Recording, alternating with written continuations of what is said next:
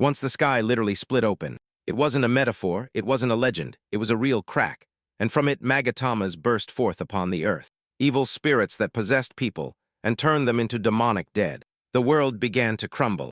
Only the spheres could save humanity, a mysterious power that chose its bearers.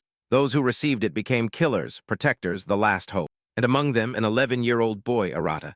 But he didn't receive one of fire, nor of water, nor any of the 5 great elements. He got the black sphere of Ojin, a power that doesn't exist within the known attributes, a stranger among his own, an outcast among heroes. While the others learned to work as a team, Arata trained alone. While they underestimated him, he grew stronger, and one day his mastery over Soot ceased to be a rarity. It became a weapon capable of shaking the very foundations of this world. This content is an original narrative retelling by the channel's author, created with a style, own structure and approach. It does not reproduce the original material literally, and constitutes a transformative work. When the golden orb finally appeared before Arata, he thought his dream of becoming a hunter would come true. But before he could even touch it, his father, that piece of shit, snatched it away from him, claiming it would sell for a good sum of money. When his brother Ray tried to protest, his bastard father kicked him so hard he slammed him against the wall. After his father left home, he went to a man named Tukachura and sold the golden orb for 30 million. Years passed, as Arata and Ryu watched the news about a man who would save the world. The man boasted about his golden orb with a blue ring. They recognized it immediately, because there is only one golden orb for each element in Japan, which meant that orb was undoubtedly Arata's. Of course, they went to confront him immediately. When Ryu demanded that Takachura return his brother's orb, Takwatora played dumb, and that enraged Ryu. With no other option, Takachura told them he would take them to where the orb was, and he took them to a room. That's when they realized they had fallen into his trap. There was a magic rift inside the room. Before they could get out, Takachura immediately locked both of them inside. Suddenly, the fisherman threw a dark soul, and of course, being a good brother, Ryu pushed Arata to save him. Ryu turned slowly, but before he fully transformed, he told Arata that he had always believed in him. Then his brother turned into a huge 4-armed ogre. Seeing this, Arata fell into despair and blamed himself for everything. But he didn't give up. He told himself that it wasn't his fault, but the fault of the selfish people who had taken everything from him. That's when the dark orb appeared, as if some entity had been listening. Holding nothing back, he reaches out to the orb and it fuses with him, sending a wave of pain that accompanies his body's transformation. As he screamed and fought to maintain his sanity, he sees a notification telling him he has received the protection of the demon realm. In addition to this, he acquires some skills such as Shadow Blade Explosion, Explosive Armor, and Explosive Flash. Meanwhile, Takachura laughs and mocks the two, and talks about his plan to kill them and level up. Takachura boasts about his high status, and the fact that the boys are nothing but peasants compared to him. For him, he has solved the problem, but he didn't know that Arata was going through a tough transformation. When the pain finally subsides, Arata realizes he might have absorbed the power of the orbs. He keeps thinking about it. As his brother, now transformed, lunges at him, he nearly crushes Arata, but he moves before the blow lands. Arata realizes that, somehow, he dodged the blow instinctively, and his body even feels very light. He also realizes that there is a status screen in front of him, showing his level, status, number, skills, and even an HP bar. As everything is new to him, he doesn't know if he has become a killer or not. He keeps thinking about all this when his brother charges at him again. Arata screams with all his might to try to tell his brother not to be consumed by the power of dark energy. Arata assures his brother that he is going to save him, because it is finally his turn to do so. Arata refuses to move, and just as the beast is about to reach him, it suddenly stops. It lets out a frustrated roar, before breaking the wall behind them and escaping through there. Arata is surprised to see this, and realizes that perhaps there is still some sanity left in his brother. Since he suddenly stopped attacking and fled, Arata realizes that his brother will be killed by the hunters if they find him. He thinks the best thing he can do is find his brother before they do. Suddenly, a magic rift appears in front of him, and a terrifying beast emerges from within the rift. The beast does not hesitate to try to stab Arata and run him through. Arata jumps back, dodging the beast's punch, which leaves a trail of devastating destruction in its wake. Arata continues to try to assess the situation. When the beast hits him with its tail, Arata is sent flying and crashes into the wall. Pain invades his body as he realizes that the beast is not to be trifled with. Arata concludes that he has to defeat the beast quickly so he can go in search of his brother. At that moment, he realizes that he has acquired some skills such as the Explosive Shadow Sword, Explosive Armor, and Explosive Flash, all of them still at level 1. He realizes that he is also a killer. Arata is filled with confidence to face the beast that attacks him. Just as the beast charges at him, Arata unleashes the explosive flash. This releases a dark energy that sends the beast flying. Arata continues to try to catch his breath. When the beast charges at him again, before he knows it, he is slammed against the wall, and he begins to lose control of his body. Arata can't believe he's achieved what he's always wanted, but he's suddenly on the verge of death. He wonders if he's going to die without having done anything significant, which includes saving his brother. Just as the beast is about to reach him, Arata enters a flow state, with a dark purple aura swirling around him. He opens his eyes, and they glow like a vampire's. Out of nowhere, the beast takes several projectiles, causing it to cry out in pain. Arata passes out, and when he opens his eyes, he sees the beast dead in front of him with several weapons stuck in its body. Arata is surprised to see this, and begins to wonder if he has really defeated the beast. He has no idea what just happened to him, and the system notifies him that he has reached level 3. Arata realizes that he has leveled up because he defeated the beast, which basically means his stats have improved. However, he forgets whether he has become stronger or not, and decides to focus on finding his brother. He gets up and goes out into the street looking battered. Takatora crosses his mind, and Arata's anger burns stronger with the determination that he will never forgive the guy for what he did. Suddenly, he loses the remaining strength and passes out in the street. Meanwhile, Takatora has returned to the room to check if the brothers are dead, only to find a broken wall and destruction everywhere. Korin can't believe what he sees in his eyes when he sees this, because there's no way the brothers could have escaped his clutches. Later, Arata wakes up from the memories he shared with his brother. He looks around and realizes he is in a strange environment, which turns out to be a nursing home. The last thing he remembers is going to the Gado building and fighting a beast. Suddenly, he realizes he has a brother who has turned into a beast, and that he needs to save him. Arata is about to get out of bed when suddenly a nurse enters the room, carrying some medical supplies and telling Arata that he must stay in bed. Arata stammers, not knowing what to say, and the nurse reveals to him that they received a call saying he had collapsed on the road. She points out the injuries he sustained fighting the beast. Arata had completely forgotten, but the nurse's words brought it back to him. Arata then asks the nurse where he is, and the lady replies that he is in a support center for hunters.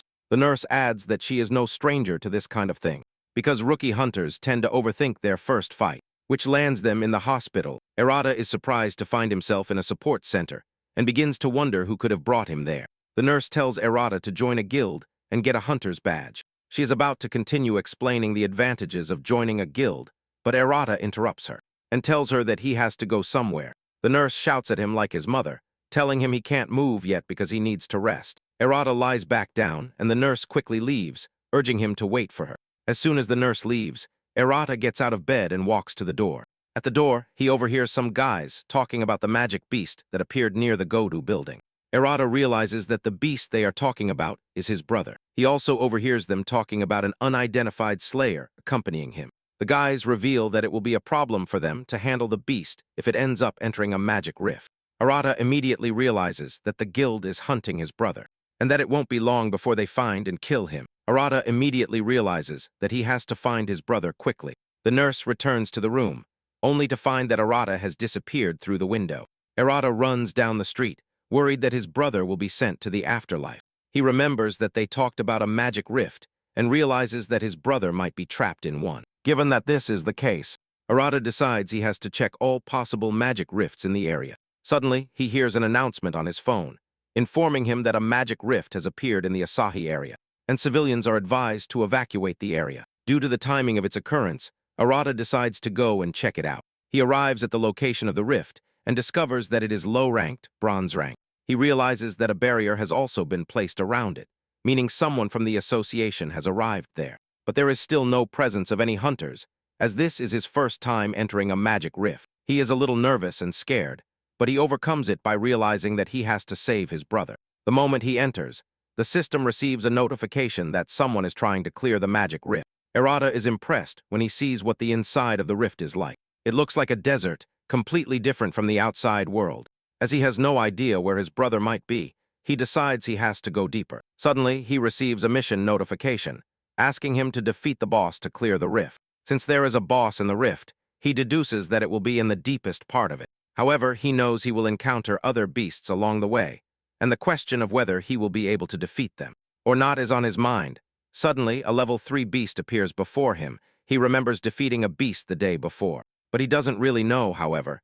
He realizes that he has no choice but to fight the beast. He resorts to his skill list and pulls out the shadow sword. Arata is happy that he got it. The beast charges at Arata, but he blocks the monster's bite with his shadow sword. Arata fights the beast while gritting his teeth trying to gather his strength. Arata ends up being pushed back by the beast. Arata finally realizes what it means to face monsters. He has been training with his brother, but this makes him realize that it barely makes a difference against monsters. Nevertheless, he pulls himself together and attacks the beast, cutting it to pieces. After defeating the monster, he receives the notification that he has gone from level 3 to level 5. Before he can catch his breath, a pack of monsters appears right in front of him, causing a surge of fear. Arata can't believe that a bronze-ranked dungeon can produce such a large number of monsters. Arata wonders if he will really be able to face all the monsters if they attack him at the same time. Instead of letting fear paralyze him, Arata was ready to face the monsters. He is convinced that he has a chance against the monsters and can use the broken skill he used the day before. The moment the monsters charge at him, Arata realizes he is lost because he doesn't even know how to use the overpowered skill. Just as he is about to be overrun, a huge firepower appears and heads for the monsters. Arata is surprised and hears a voice behind him asking about the nature of the skill he just used. Instead of answering the question, Arata is impressed by the overwhelming firepower he just witnessed. The unknown guy looks at Arata as if he were a threat and reveals that he received a call from the association about an unidentified slayer. And judging by what he just saw, he assumes Arata is said slayer. Arata looks at the guy and realizes that he is a golden slayer who possesses the attribute of fire. The new guy is Reo Kyuhai, and he is a member of the Lion Flam Guild. He's accompanied by 2 other slayers, Sumikishima and Ato Akagi, both silver-ranked slayers. Arata wonders why that guy is there, as he is one of the 5 great kings. Some of the beasts interrupt the conversation, and Reo, angry, reduces them to ashes, with just a snap of his fingers, leaving a cloud of fire behind him, just so he can cultivate his aura in front of our protagonist. This affects Arata, who is witnessing the power of a golden slayer for the first time. Reo approaches him as he talks about the unusual number of monsters in the rift. Since it is a bronze-ranked rift, Reo points to Arata's shadow sword and asks him what his ability is. This question catches Arata by surprise, as he has been wondering what his ability is. He only knows that the ability is not part of the 5 main attributes, but he doesn't know which one. Reo becomes even more curious and says that Arata is a strange person who also wields a strange ability. With a stern face, Ryo asks him what he is doing inside the rift. Arata realizes that he obviously cannot say he is looking for his brother, because they would also mark him for subjugation. Arata decides he will simply ignore the question and move on. Arata turns around and thanks Ryo for his help as he walks away. Basically, orbs are like a wish or a prayer, as they resonate with one's strength to produce an attribute closer to the user. This is common knowledge, but Ryo sees no indication of it in Arata. Ryo then stops him, telling him that he has finally discovered that he is the irregular slayer they are talking about. Arata stops to argue with Ryo and tells him that he has no idea what he means by an irregular slayer. Arata says he has to leave, but Ryo informs him that the association has ordered him to take him in for questioning. Ryo asks Arata not to take it personally, as he lunges at him with a fiery punch. Just as the fire blast is about to hit, Arata covers his head with the sword to block the attack. Arata is in a state of shock, as his shadow is burned by Ryo's overwhelming firepower. Even Ryo is surprised to see that the sword has been burned. Arata is forced to move away from Ryo, but Ryo is not done with him yet. Ryo tells his subordinates not to interfere, as he is starting to enjoy his fight against Arata. The 2 obey the order, but at the same time fear being reduced to nothing if Ryo gets serious in his fight against Arata. Ryo wastes no time. Before launching a new wave of fireballs at Arata, Arata realizes he is in grave danger and runs behind a rock to hide from the impact of the fire. When the fire subsides, Ryo smiles and tells Arata to surrender to avoid turning into ashes. While hiding behind the rock, Arata realizes that he will never see his brother again if Ryo catches him. At that moment, Ryo jumps into the air and launches a powerful fireball, which has the ability to track Arata. Realizing that hiding will not save him, Arata jumps away from where he is and manages to dodge the blow at the last moment. Ryo boils with pride and tells Arata that hiding will do him no good. As Ryo laughs and mocks him, Arata frantically searches his skill list for something that can help him against the crazy Fire Lord Asa, who is chasing him. Arata manages to find a skill that he believes will be very useful. Arata stands up and from his posture, Ryo notices that something is different about him. Arata stretches his hands forward and Ryo lets him know that whatever he wants to do will be useless against him. And as usual, Ryo launches a rain of fireballs at Erata. Just as the fireballs are about to reach Erata, he activates his power and consumes the fireballs. This takes its toll, but he remains standing, and Ryo realizes that Erata is not an easy opponent. However, Ryo shows him truly impressive and powerful firepower, and urges him to surrender to avoid death. Erata unleashes a longer shadow sword, as he tells Ryo that his brother is waiting for him, and that he cannot be captured. The mention of the word brother affects Ryo, causing him to lose concentration. This gives Erata the opportunity to jump towards him. When Ryo comes to his senses, Erata is already in the air, jumping towards him with his sword. At the last moment, Ryo manages to block the attack with the armor on his wrist. He manages to hold his ground, but notices that something has changed in Erata. After a brief confrontation, Erata steps back, and without further conflict, tells Ryo that he has to leave. Ryo is stunned by this, and just then, he tells Erata that he will have to defeat the boss if he is sure he has someone to protect. Erata is surprised to realize that Ryo is actually talking to him. Ryo continues to tell Erata that he needs to level up faster and urges him to stop being reckless, because he will only wear himself out faster. Erata smiles and thanks Ryo for the advice before running off. Ryo watches Erata run away, and an excited smile appears on his face like a proud father. His subordinates run up to him to tell him that they have taken care of the beasts in the area, but Ryo simply replies that Erata is a fiery boy. The two are surprised to see Ryo smiling, indicating that he is in a good mood. Meanwhile, at the Navy Guild, they receive a report of another magic rift. The guild master then sends one of her silver hunters, Belly Chica, to clear the rift unlike the others, and Chica is excited to go into battle, and it shows on her face. Later, Erata is forced to leave the rift because someone defeated the boss, and he realized it was Ryo. Even before the rift was cleared, Erata had looked around, but there was no trace of his brother anywhere. Erata sees an announcement on the news, asking everyone to report if they see the magic beast. Seeing this, Erata realizes that he cannot trust anyone to help him, and that he has no choice but to do it all himself. At that moment, he receives an alert that another magic fissure is opening in District 4. As usual, residents of the area receive a notification on their phones, urging them to leave the affected area. Given that the district is close to where he is, Erata realizes that he has to go and check it out. He runs towards the affected area, hoping that other hunters won't get there before him. And upon arrival, he realizes that it is a bronze-ranked rift.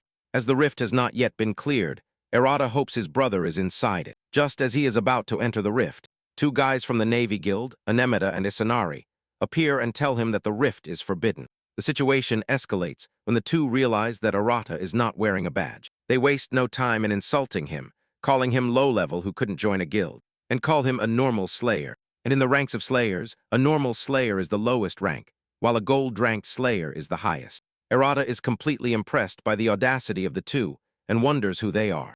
The two continue to chatter and reveal that their master will be the one to clear the rift. Therefore, they tell Erata that no one else can enter, especially trash like Erata. Erata is confused by what the two are saying and lets them know that he has a reason why he needs to enter the rift. Quickly, the two tell Erata that they don't care what his reason is, because they are not going to allow him to enter. They go a step further and attack Erata.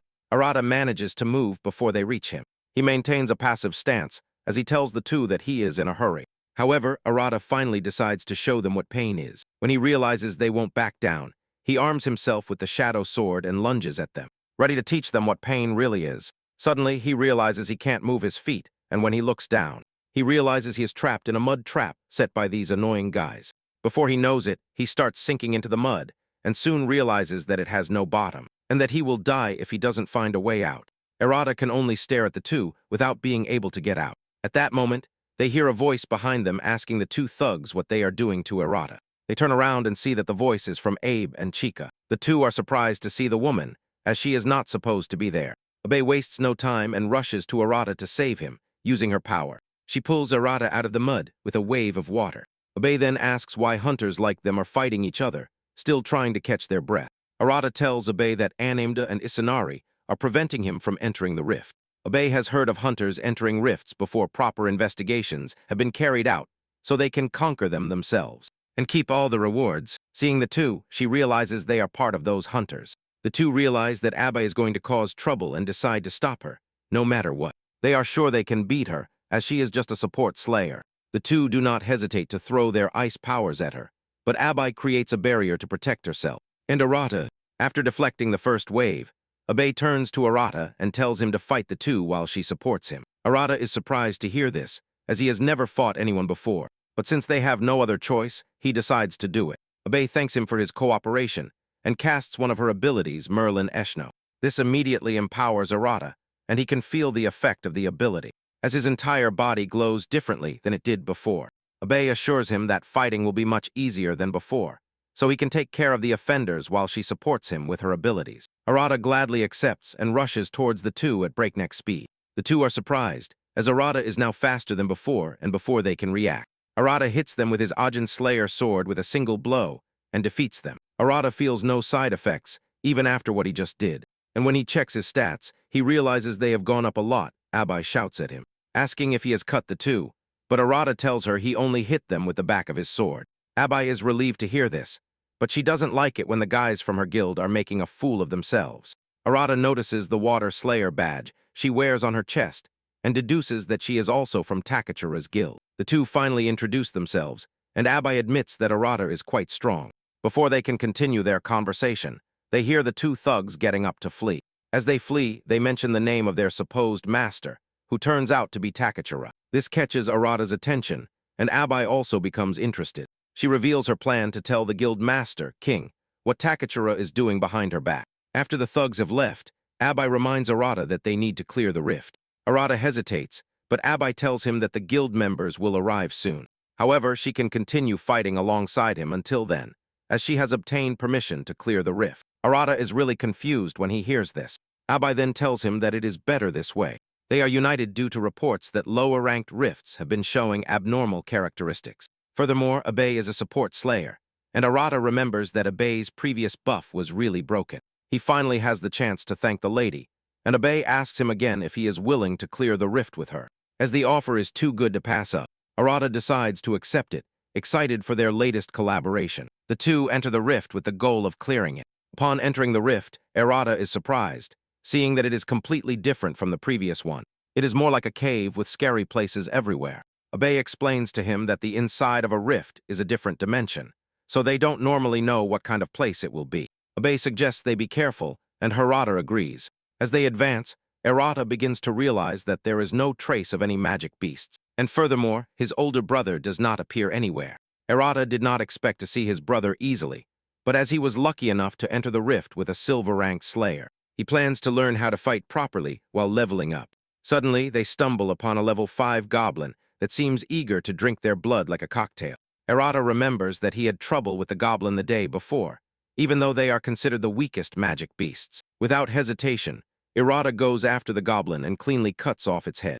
Arata is still smiling about defeating the goblin when a whole army of them appears. Fear seizes Arata when he sees how many there are. He wonders if he really has what it takes to defeat the goblins. At that moment, Abe gives him a boost, which increases his stats as usual. Abe smiles from behind and tells him to show the goblins who's boss here. Arata gladly follows Abe's instructions and ruthlessly takes down the goblins. After defeating the goblin troops, he goes from level 5 to 6. Abe congratulates him on a good job and tells him that it should be easy to handle bronze-ranked beasts with her around. Arata agrees with her and tells her that his body is overflowing with power, and Abe boasts about it, telling Arata that she is called the backbone of the rear support in her guild. Suddenly, Arata senses a sinister presence behind them. He shouts to Abe, telling her that there is danger behind her. A goblin approaches her, ready to attack her, but Abe's shield is able to block the attack. Abe turns around and with anger reflected on her face, she sends the goblin flying. Arata is impressed to see how Abe is able to combine multiple skills in a matter of seconds, which shows how experienced she is. In addition to being agile, she can also provide support to anyone who is with her. Abe notices that Harada is lost in thought and brings him out of his daze, reminding him that they need to keep moving. Harada already sees Abe as an idol and plans to level up to be as strong as her. Harada expresses his desire to be able to protect people like she does. Abe smiles and tells him that his dream is a good one. However, she tells him that he will have to defeat the goblins surrounding them. It is then that Harada realizes that they are in the middle of a goblin army. He wonders how many goblins he will have to fight, but he realizes that Abai is calmer than ice. Just like before, Abai gives him a boost, telling him to finish the goblins. Arata appreciates the support he is receiving from Abai, which instills determination in him, He goes after the goblins and begins to kill them mercilessly. As he takes their vital parts, he also levels up in a short time. Arata has finished off the entire goblin army surrounding them. Then the notification arrives, telling him that he has gone from level 6 to level 10. Arata is surprised to see this, but as a reward for reaching level 10, Arata unlocks another skill, the explosive cannon. However, his enthusiasm for getting a new skill fades when a new group of goblin monsters appears.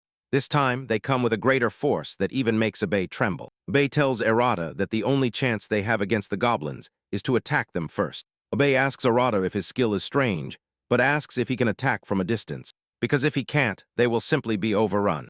Speaking of a long-range attack, Arata remembers that he just got a new skill, the explosive cannon. He realizes that the skill is for situations like this. Arata selects the skill and fires the cannon at the goblins with a single burst of magic energy from his palm, taking out some of them. However, Arata doesn't stop there, as he continues to fire the cannon, and before he knows it, he has wiped out the entire goblin army. Abe turns to look at him and smiles. Arata knows what that means and is happy that he has lived up to Abe's expectations. Abe then suggests that they head to the boss rooms, and Arata doesn't object. At that moment, he receives the notification that he has leveled up to level 12. Shortly after, they reach the deepest part of the cave, and Abe tells Arata that she can sense the boss inside the dark cave. She asks Arata to be careful as they advance. Arata is nervous because it's his first time, but his duty to protect the girl accompanying him helps him overcome his fear. Soon they find the boss in his chambers, and it turns out to be a terrifying level 15 ogre. The beast rises from its throne and mutters some words in magic language, but Arata understands nothing. Without further ado, the magic beast unleashes a powerful beam from its staff. Abe steps forward and tells Arata to leave the attack to her, using one of her abilities. She creates a shield to block the attack, but can only maintain it for a short period of time. Before being thrown to the ground, Abe is surprised by the intensity of the beam, as it was supposed to be a bronze-ranked boss. The boss launches another lightning attack, and Abe tells Arata that they will never be able to get close if the boss keeps launching attacks. Abe tells Arata her plan to defend against the attacks. While she launches a counterattack, Arata realizes that Abe is struggling, but she asks him not to worry about her. The idea of someone protecting him all the time angers Arata, and he charges at the ogre while it is busy launching long-range attacks at Abe. Once he is in the perfect position, he aims at the ogre and shoots it with the explosive cannon. Arata's attack manages to destroy the ogre's weapon, taking away its ability to launch long-range attacks. Abe cheers when Arata succeeds, but the ogre is not happy and throws its destroyed weapon at Arata. The sudden and unexpected throw of the ogre leaves Arata clearly exposed to the attack. He tries to move, but realizes just in time that he won't make it before he has a chance to move. The weapon pierces his body. Arata spills blood from his mouth as he falls to the ground. Abe does not hesitate to run to him to see how he is. She creates a shield around him and begins to heal Arata, using another of her abilities. In a short time, the wound on his body begins to close and Arata coughs before he can finally sit up. Abe tells him that what she just did is first aid and asks if he can still move. Arata thanks her for her help and assures her that he can still move. The two are surprised when the ogre charges at them again. Arata can't believe such a large creature is so agile and heads straight for them. The ogre intends to smash them to the ground as it throws a punch at them, but Abe's barrier manages to block it. She fights the ogre's power, and Arata realizes they might be lost if they don't defeat the ogre as quickly as possible. Arata pays attention and realizes that there is a small opening in the ogre's neck that its armor does not cover. He realizes that aiming for that spot will help him defeat the ogre. Just like before, Abe keeps the ogre busy while Arata tries to get into the perfect position. This time, the ogre senses what he is going to do and stops paying attention to Abe. It throws a punch at Arata, and just as it is about to hit him, Arata finds a perfect opening in the ogre's neck and fires his cannon directly at it. This injures the ogre, forcing it to its knees, and Abe shouts at Arata to finish the ogre. Arata draws his shadow sword with the determination that he doesn't want to be protected all the time. Before swinging his sword, Abe does not stand idly by but provides him with some energy. Arata smiles as he receives Abe's buffs. Arata runs towards the ogre and leaps into the air, putting all his effort into the strike. The force of the blow is enough to decapitate the ogre, leaving it headless. Blood spills everywhere as the ogre loses to our protagonist. Arata stares at the cave ceiling and receives the notification that he has leveled up once again. Abe smiles as she runs towards Hideta and holds up her hand for a high five. Arata is happy and surprised at the same time, but returns the gesture. As the boss has been defeated, The rift begins to collapse, and the two run out before falling victim to the rift. The two manage to narrowly escape the rift. Before it disperses, Arata realizes that he has not found his brother, but he manages to get stronger. He thinks about it. As he falls to his knees from exhaustion, Abe realizes that the guy is seriously injured and grabs his hand and tells him to follow her. Arata wonders if they are taking him to the infirmary. However, instead of the infirmary, Abe takes him to the Navy Guild building. She takes him to the waiting room and gives him clothes to change into. Then she leaves and tells Arata that he has to file a report first. 15 minutes later, Arata wonders why the girl is taking so long. He decides to leave the room to see what is happening. Just as he leaves the room, a girl runs towards him, stumbles and almost falls. But Arata helps her up. Arata is about to get acquainted with her when he realizes something important. Arata quickly ends any conversation about romance that might start to develop and runs towards the entrance. After helping the girl, he realizes that she is the master of the Navy Guild, and Arata cannot afford to have her interrogate him. Rei, for her part, wonders why the guy is running away from her. She shrugs and heads to the conference room, where Abe is waiting for her. Rei greets her joyfully, but Abe breaks the familiarity and tells her that she has something to tell her. She immediately tells her about her frustration with what Takachura is doing behind her back. Rei is forced to tell her to calm down while she continues to vent. Abby then calms down to explain the situation to Rei. Abby tells Rei that Takachura has been using the rifts to his advantage. Rei is surprised to hear this and decides that she will have to deal with him herself. However, she remains worried about Arata, whom she met earlier. The next day, Arata considers himself lucky to have escaped Rei, while praying that she does not suspect him. He is walking down an alley when he sees some hunters fighting a magic beast while trying to protect a child next to them. The magic beast is a two-headed monster with fire power, but Arata does not hesitate and rushes towards it. Arata reaches the monster and with a powerful punch, imbued with his shadow power, he breaks the beast's fire attack. The hunter protecting the child is surprised to see such a powerful guy, which leads him to wonder if he is a hunter. Arata does not waste the opportunity to accumulate aura and pulls out his long shadow sword. The Slayer is surprised to see this, as he has never seen this kind of power before. Uruta is now face to face with the beast while protecting the children. The beast charges at Uruta, but he maintains a perfect position to attack, and with a single blow he takes down the terrifying beast. Unbeknownst to him, he is being watched by a hunter, who has somehow become interested in Arata, at the Japanese headquarters of the Hunter Association. The 5 kings are present at a meeting. From the Seiwa Guild, there is Hinasuke Dohu. Reo Kyuhai. From the Blazing Lion Guild, Rei Isaki. Dao Navy Guild, Takudo Najihara. From the Jade Sky Guild and Siana Nomori. From the Kaizen Guild. Daju addresses them and points to the first item on the agenda, which is the unusual number of rifts that have appeared everywhere. Reo agrees with him and comments that recently a bronze rank went out of control, which led to the release of a group of magic beasts. Rei adds that there are also cases where bosses appear in the rifts and are stronger than the rank assigned to them. Reo doesn't really care if they are abnormal, as he sees it as normal training for hunters. Takudo smiles when he hears Ryo's perspective on the matter, saying that Reo is much more careless about it. This annoys Ryo, and he gets up angrily to reprimand Takudo. Ryo states that his guild has done more than the Kudos Guild, but Takudo remains calm and ignores Ryo until he returns to his seat, given that the incident only happened recently. Rei wonders what the problem could be. Daju says that there might be some change on the magic beast side, which is causing the unusual spikes in rift appearances. However, he lets his colleagues know that, whatever the change, it will lead them to the truth. He asks them to report any minor changes, and they all accept the order. After this, Daju moves on to the topic of the irregular slayer, who has been going from one rift to another without registering as a proper slayer. Daju says that no one knows the reason why he is doing this, but he suspects that the change is not only affecting the magic beasts, but also the slayers. Rei then tells her colleagues that someone like the described slayer appeared in her guild, and Abai mentioned that his ability was completely different from what she knew. But before Rei could talk to him, he disappeared. Meanwhile, Takudo is the guy watching the slayer from a rooftop, but he decides not to share anything with his colleagues. Rei tells her colleagues that the unidentified hunter might believe his ability is unique and different, so it doesn't belong to any guild. When Rei raises this observation, Takudo chimes in saying there's a chance Arata is a magic beast. Reo immediately shuts him up and tells him to stop talking nonsense while defending Arata.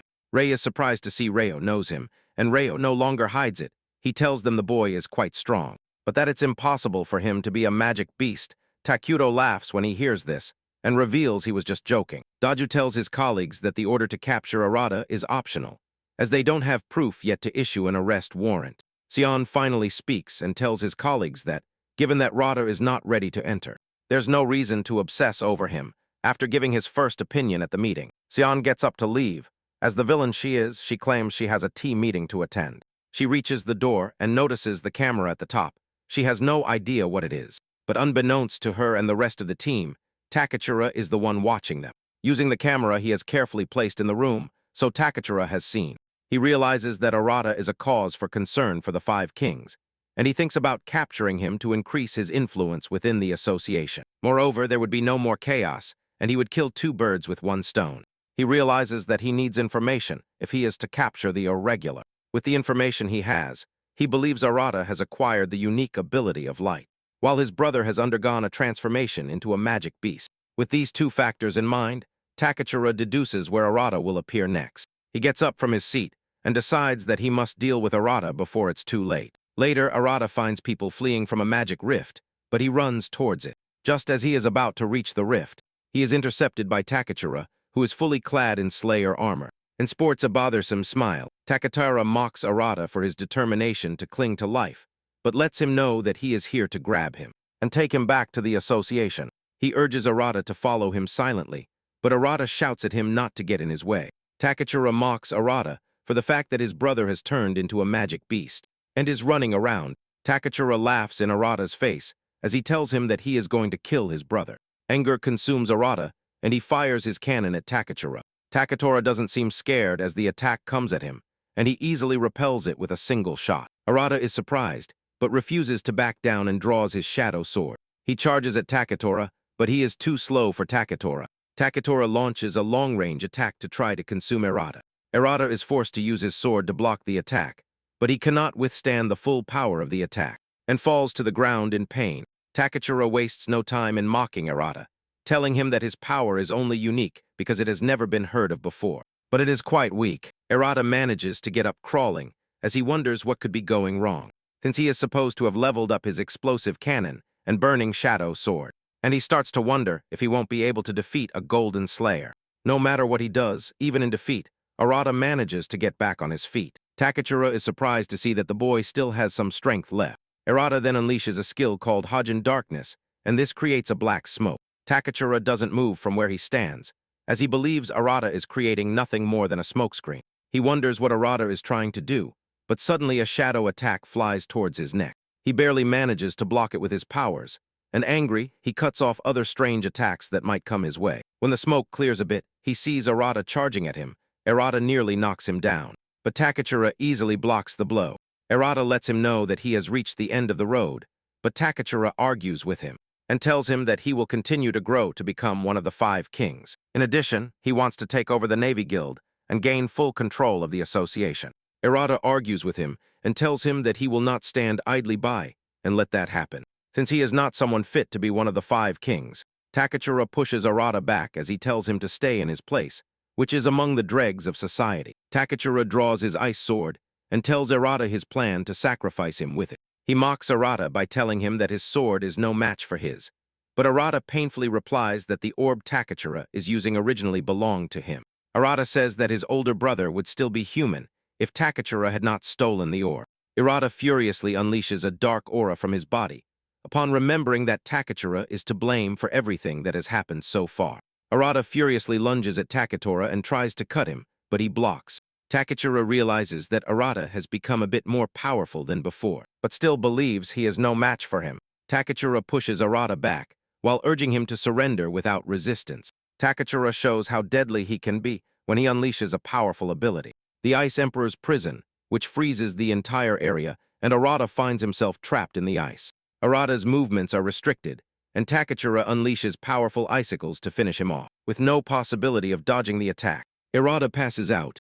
Takachura continues to mock him for passing out from an attack that isn't even his best. He aims his sword at Arata, ready to finish him off and be able to tell the association any lie he wants. Just as he is about to kill him, he receives an ice attack that stops him. This surprises him, and when he turns around, he sees Rei and Bei looking at him with disgust.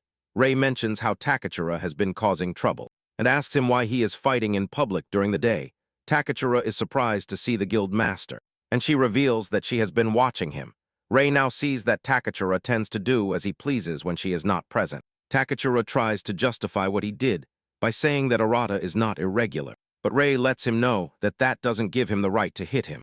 Abe approaches Arata to help him, and in his weakened state, Arata sees Rei and recognizes her from the guild. Abe uses her ability on Arata and heals him.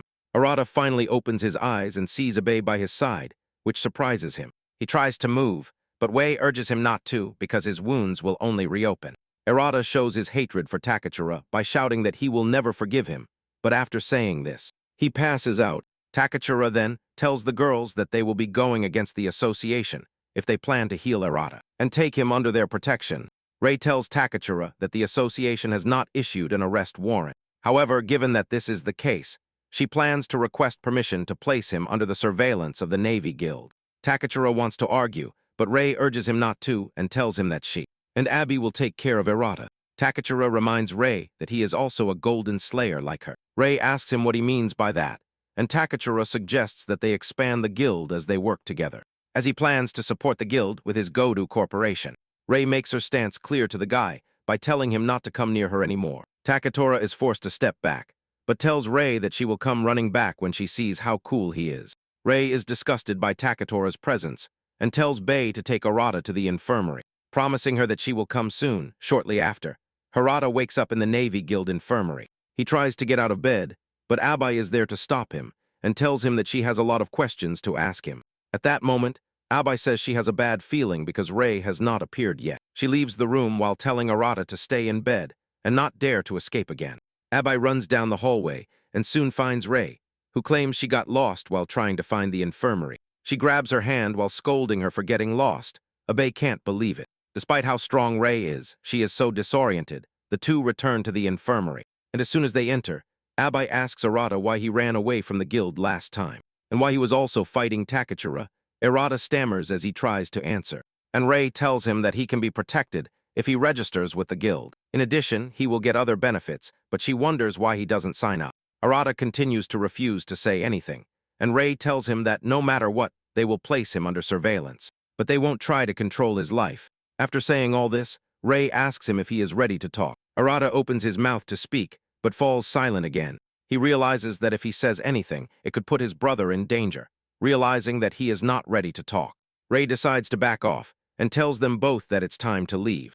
Arata is confused, but Abe is happy to hear this. Later that night, Arata finds himself visiting a restaurant with the girls. He is surprised to have been able to escape the mess from before so easily. Abe tells him that he has been fighting for several days, and although it is okay to be a workaholic, she lets him know that it is good for him to take breaks. This appeals to Arata, who realizes that it has been a long time since he ate properly. In front of him are delicious dishes and meat, which he can easily eat. He decides that he will rest a bit before going out to look for his brother again. Abeyo encourages him to eat as much as he wants, because the guild will pay for everything. Arata is surprised to see such a kind gesture from the ladies. He realizes that they have been helping him non-stop, but he has done nothing in return. He wonders if it's okay for him to accept the food, but soon realizes that he can't resist it.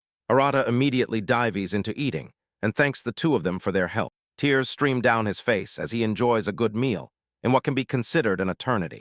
The girls also join him in eating, and they seem happy as they do so. Arata wonders if he would have had the opportunity to sit with the girls if he hadn't gotten the orb. After eating a bit, Rei decides to ask Arata some questions. She tells him that he can also ask her whatever he wants, and the first thing he asks is if he has become a hunter recently. On the side, she mocks Arata by telling him that he is lucky to have a one-on-one conversation with Rei, as guild members rarely have that opportunity. Arata decides to take advantage of the situation and tells Rei that he has a question to ask her. He asks how the guild locates magic rifts. He asks this because he wants to get to a rift before Takachura. Rei then reveals to them that they predict rifts, just like earthquakes are predicted. He explains that they analyze factors such as geomagnetism, gravity, and past disturbance cycles in the field, which they combine to get an approximate location of where a magic rift will open. However, the accuracy is usually around 60%. Abel can see Rei smiling around Rata, something she considers very unusual. Suddenly, Rei receives a notification on her phone, informing her that a magic rift will occur near the LK building in less than an hour. Based on the assessment they have seen, it seems the rift will be silver class. Rei becomes worried seeing this and tells the two that they no longer have time to sit around eating. She believes that high-ranking monsters will appear in the rift. She turns to Abe, who immediately volunteers to go. Without hesitation, Arata also says he would like to go because Abe will go with him. Rei tells Arata that she will allow him to go to the rift. However, she urges him not to let his guard down because this could backfire. Arata assures the lady that he will be careful. Deep down, Arata convinces himself that he should be able to handle a silver-ranked rift. Since he has been leveling up, Abe and Arata then head towards the predicted location where the rift will appear. Just as predicted, they see the rift open, and as expected, it turns out to be a silver-ranked rift. Abe can feel Arata's excitement and asks him if he's okay. Arata assures the lady that he is fine and can handle the rift easily. Arata and Abe then rush into the rift to try to clear it. This time, they find themselves inside some ruins. Arata is forced to ask what is beyond the rifts. Abe says that it is said to be a place where beasts live, but no one can definitively say that that is all. Abe says that rifts disappear when the boss is defeated, but she is quite sure that there are places that do not disappear. Harada is surprised to hear Abe's opinion on the matter. Harada continues to talk about how there are no enemies nearby, when suddenly he hears something approaching. Before the two know what's happening, a level 25 sandworm emerges from beneath them. It shows its large mouth covered in large teeth and suddenly dives back into the sand. Abe tells Arata that they just need to listen carefully to the sandworm. Abe concentrates her hearing and is able to realize that the sandworm is targeting them before it emerges from the sand. She then adds that there are several. Basically, they have been surrounded before they realize it. Abe is confused and doesn't know what to do, but Arata tells her not to worry too much. Arata places his hand on the ground and releases Soot so he can feel the vibrations in the sand. Arata is sure that he will be able to feel where the sandworm is coming from. Just as he expected, he is able to accurately pinpoint the sandworm's emergence location. Just as the sandworm is peeking its head out, Arata already has his shadow sword ready. He cuts off the sandworm's head and realizes that he will find it easy to deal with sandworms as long as he knows where they are going to emerge from. Abe is impressed by what Arata just did and compares it to the game of whack-a-mole. Arata reveals that he was thinking about the things he could do the entire time he was recovering in the infirmary. Arata explains that he had already figured out that he could connect with a loin if he spread it thinly, since he couldn't get out of the hospital bed, and that was the only thing he had been practicing. Arata is happy that everything turned out well, even though it's his first time. Arata has also discovered that he can use Soot in many ways, not just in combat. Abe praises him for his ingenuity and says they will be able to handle the sandworms without any problems. Arata continues with the same strategy, and in a short time he has eliminated all the sandworms, leaving only the boss fetcher. However, he tells Abe not to let her guard down. They arrive at what looks like a tomb, and Abe urges Arata to stay alert, because she feels that something is wrong. She hasn't finished saying this when a stinger with a terrifying aura emerges from beneath the sand behind them. Arata initially thinks it's another worm, but Abe tells him he's wrong. She tells him that if it stings them, they will beg for their lives. At that moment, the stinger reappears behind Arata, but this time he is prepared. Before the stinger can reach him, he turns around and cuts it with his shadow sword. Arata reveals that the beast is wasting its time if it thinks it can hide underground, because he has already sent his Soot deep into the ground, just as he did before. Abai praises Arata for his wise decision to have spread the Soot in advance. Abai admits that Arata has become stronger. Arata also admits that he has become stronger. And not only that, but Abai is also with him. He realizes that, with his current stats, he should be able to fight silver-ranked opponents. Or even higher. Suddenly, the Rift's boss finally decides to reveal itself, and it turns out to be an angry level 29 death scorpion. Arata managed to cut off its stinger earlier, but it is still dangerous thanks to its huge pincers. The scorpion lunges one of its claws at them, but Abai comes to the rescue by blocking it with her shield. However, Abe struggles against the scorpion's power, and Arata notices it. Arata realizes that he has to help before the situation becomes dire. He charges at the scorpion, but it senses his presence and nearly cuts him in half with its other claw. Thanks to his agility, he manages to dodge the blow. Suddenly, Arata finds himself levitating in the sky, and this is thanks to a water platform created for him by Abe. She urges him to use the platform to try to gain an advantage over the gigantic and terrifying scorpion. Arata thanks the girl and makes good use of it by jumping off it and cutting off the scorpion's head, spilling green blood everywhere. Abe walks excitedly towards Arata, showing her relief at having been able to defeat the scorpion. Arata is also happy and tells the lady that they can finally go home. At that moment, Abe points out that something doesn't add up. She points out the fact that the clear notification is not appearing, something that has never happened before. Since they have defeated the boss, the rift should have already started to disappear. But it hasn't. Errata finally grasps what Abai is trying to say and asks if there's a chance a rift won't close. Suddenly, Errata senses a sinister presence, and what follows is a voice from a terrifying figure sitting next to them. The guy has long ears, and a dark purple aura emanates from his body like a demon. The terrifying guy talks about how fun it was to watch them defeat the scorpion. Errata and Abby are surprised to see a magic beast, even though they defeated the rift's boss. What surprises him most is the fact that the magic beast can talk. The guy then reveals that he likes to control beasts to finish off hunters. It is then that Abe realizes that the magic beast talking to them was the one controlling the rift's boss. Something completely unheard of. The magic beast then decides to show the two of them what it is capable of. As the scorpion's claws are still lying around, it uses its power to start controlling the scorpion, telling it to fight until the end. It is then that Arata realizes that the guy can control monsters even when they are in pieces. The scorpion charges at the two of them, and they frantically launch their long-range attacks to dismantle it. The guy is not impressed by the scorpion's demonstration and suggests that the two of them become his puppets. Abe can only wonder what on earth they are dealing with. With a snap of his fingers, the terrifying guy opens a rift and tells them they are free to enter.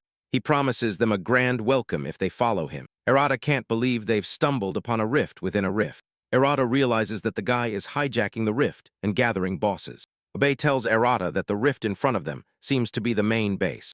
The rift looks more dangerous than all the others they have encountered. But Abe realizes that they must enter to defeat the guy if they want to clear the original rift. Finally, the two realize that the rear battle is about to begin. The two enter the rift, although they are nervous. The rift looks like a castle, and Arata wonders if it is connected to the human world. Meanwhile, someone is watching them from above without their knowledge. Suddenly, the magic beast above them jumps at Arata with a sword ready to decapitate him. However, Arata turns around just in time and fires his cannon at the beast's chest, finishing it off by creating a large hole in its chest. At that moment, the two realize that they are surrounded by a horde of monsters, which seem to be boss-class monsters, and they are all under the guy's control. Errata can't believe how shameless the guy is for turning other monsters into his puppets. Abe tells Errata that maybe they are strong enough to defeat all the monsters. Errata draws his sword and kills several of them, but they keep attacking him. The moment they realize they are getting tired, they realize they must ignore the other boss-class monsters and focus on defeating the main guy. Abby points to where they should go, and the two run in that direction while the other puppets chase them. They manage to reach the throne, where the guy is sitting waiting for them, and although they have managed to reach him, he has terrifying knights by his side, and they both carry giant swords. The guy tells them that they may have eliminated most of his puppets, but that he still has many more in reserve. Abe then points out that they are going to kill him, as his end will also mean the end of his supposed puppets. The guy laughs at them and tells them that they can only boast, but that for him they are nothing but trash. Errata then asks him why he goes to such lengths to gather magic beasts, and the guy mentions that it is fun for him. He considers turning other beasts into his puppets, and being able to control them at will to be the best thing there is. Then he says that humans are the same to him, so he wants to turn Errata and Bei into his puppets. As he is strong, he believes he has the right to take advantage of the weak. Errata then decides to ask him the big question. He wants to know if there is any way for a human who has turned into a magic beast to return to normal. Abe is surprised by this question, but the big evil demon immediately realizes that there is someone Errata wants to return to normal. Errata, angry, asks him again, and the guy tells Errata that perhaps he will be willing to tell him if he manages to defeat him. At that moment, the guy unleashes his power, which allows him to control blood. The blood sharpened into projectiles aimed at Errata, and he managed to block most of them with his power. However, he takes the impact of the rest while still dealing with the blood attack. One of the knights reaches him.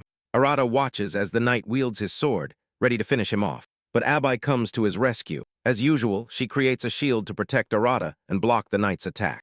However, this only puts a great strain on Abai's body.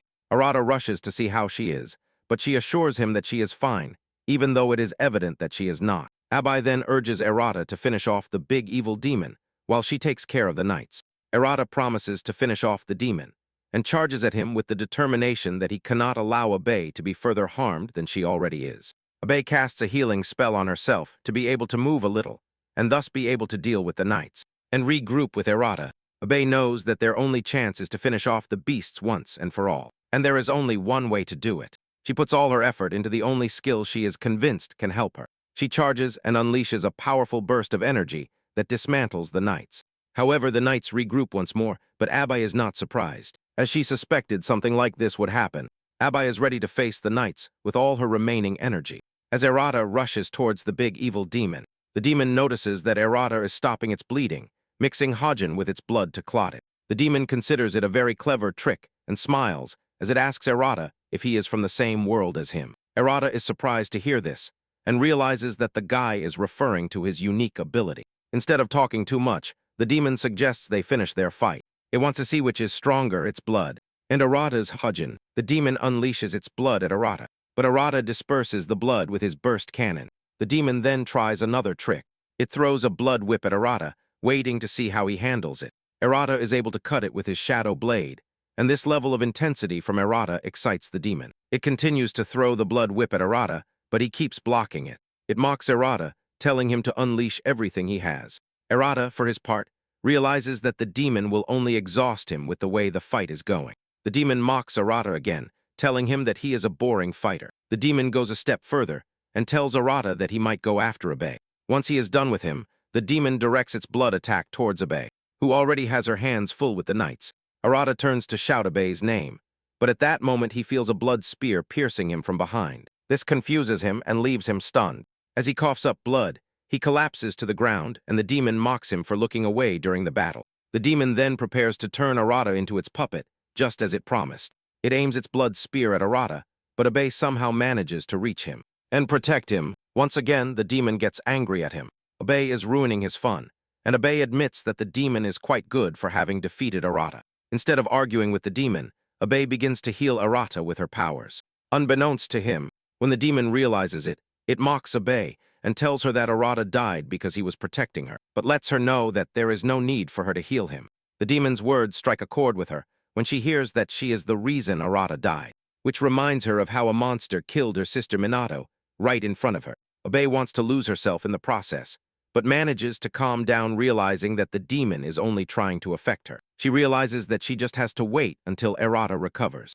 As Abe is unwilling to give up on Errata, the demon decides to toy with both of them. It throws its blood whip at Abe, but she blocks the attack with her water shield. The demon laughs at her when it realizes she uses water attributes. He continues to attack, but Abe blocks everything and tells the demon that her water attribute exists to stop bloodshed. Apparently, her water attribute has what it takes to mix with anything, so it is ideal for support. She has been training overtime just to master her support functions. At that moment, the demon realizes that Abe is diluting the intensity of its blood by mixing it with water. The demon doesn't care much about this and realizes that it just has to bleed more. Abe knows that if things continue like this, she will eventually be overwhelmed by the demon's power. At that moment, Errata regains consciousness, and Abe wastes no time in passing him a water bubble. She tells him to mix the water bubble with Ojin to change the rules of the game. Errata does as she is told, but the demon mocks them, telling them that whatever they do, they have no chance. The demon unleashes its blood whip as usual, but this time, Errata meets it halfway with Ojin, powered by water particles, which consumes its blood, surprising it unbeknownst to it. Water is the most adaptable and easily amplifies power. Abe then leaves the fight to Errata and urges him to finish off the demon. Errata wastes no time as he rushes towards the demon using his shadow sword. He cuts him right in the chest. Blood spills everywhere, and the demon feels the impact of what Errata has done. He collapses to the ground as he clutches his chest in pain. He admits that Errata has gone too far by being the first human to cause him pain. The demon can't believe that he's always the one with the advantage, but everything is about to change. The demon known as Valget has a flashback to when he was about to abandon his domain. His subordinate then told him not to leave, but he insisted. And before leaving, they told Valget that the one thing he overlooked would come back to haunt him. Valget is surprised that everything is happening just as his subordinate told him. Errata then demands that he teach him how to turn humans into magic beasts. Valget laughs at Errata, claiming he said he would only tell him if he won. Errata becomes enraged and shouts at him, demanding that he tell him how to turn his brother back into a human. Valget takes a deep breath as if he wants to tell Errata something important, but changes his mind and begins to laugh at him, saying that it is impossible. Valget claims that there is no way for a human to return to normal once they have turned into a magic beast. Errata turns pale from shock and disappointment. Valga does not hesitate to take advantage of this to mock him. Arata watches in horror as Valga dies and turns to dust in front of him. Arata then levels up from level 15 to 21, but remains motionless. Abe stands behind him and asks if he's okay. At that moment, an object falls, and Abe picks it up while it catches Arata's attention. Apparently, an object has never fallen before. After a fight, Abe tells Arata that he might get a special skill by using the object. She passes it to Arata to use, and when he picks it up, he realizes it's a vassalage skill. Arata realizes it's the same skill Valga has used, but he doesn't seem interested. The system informs him that the skill allows him to resurrect any deceased person as a vassal and control them. However, resurrected vassals do not retain their skills, meaning they will only obey their master's will. Momentarily, Arata and Abe return to the real world after the rift disperses. Arata doesn't look like a winner, but rather a loser. Valget's words continue to echo in his head, but he doesn't want to believe there's no way out. Abe perceives what's going through his head and urges him to calm down, assuring him that there must be a way out if they work together. Arata then reveals that he still has the desire to save his brother, even if he can't return him to human form. When they return to the guild, Abe told Rei everything that had happened. She sympathizes with Arata and discovers that Arata's power shares the same origin as Dai Algan's. Abe then suggests that they capture Arata's brother and place him under surveillance. Abe tells Rei that Arata would never harm anyone, even if he shares the same power as magic beasts. Abe assures Rei that she knows this well from fighting alongside Arata, and even if it ever happened. She tells Rei that she herself will stop Arata, realizing Abe's determination. Rei agrees to this, but tells Abe to leave Arata and let him rest. She tells Abe that she will consult the association about her proposal. Meanwhile, Arata returns to his old home. The entire apartment looks like a rat's den, as if no human has ever lived there. Arata walks through the house with the certainty that his brother may never come home.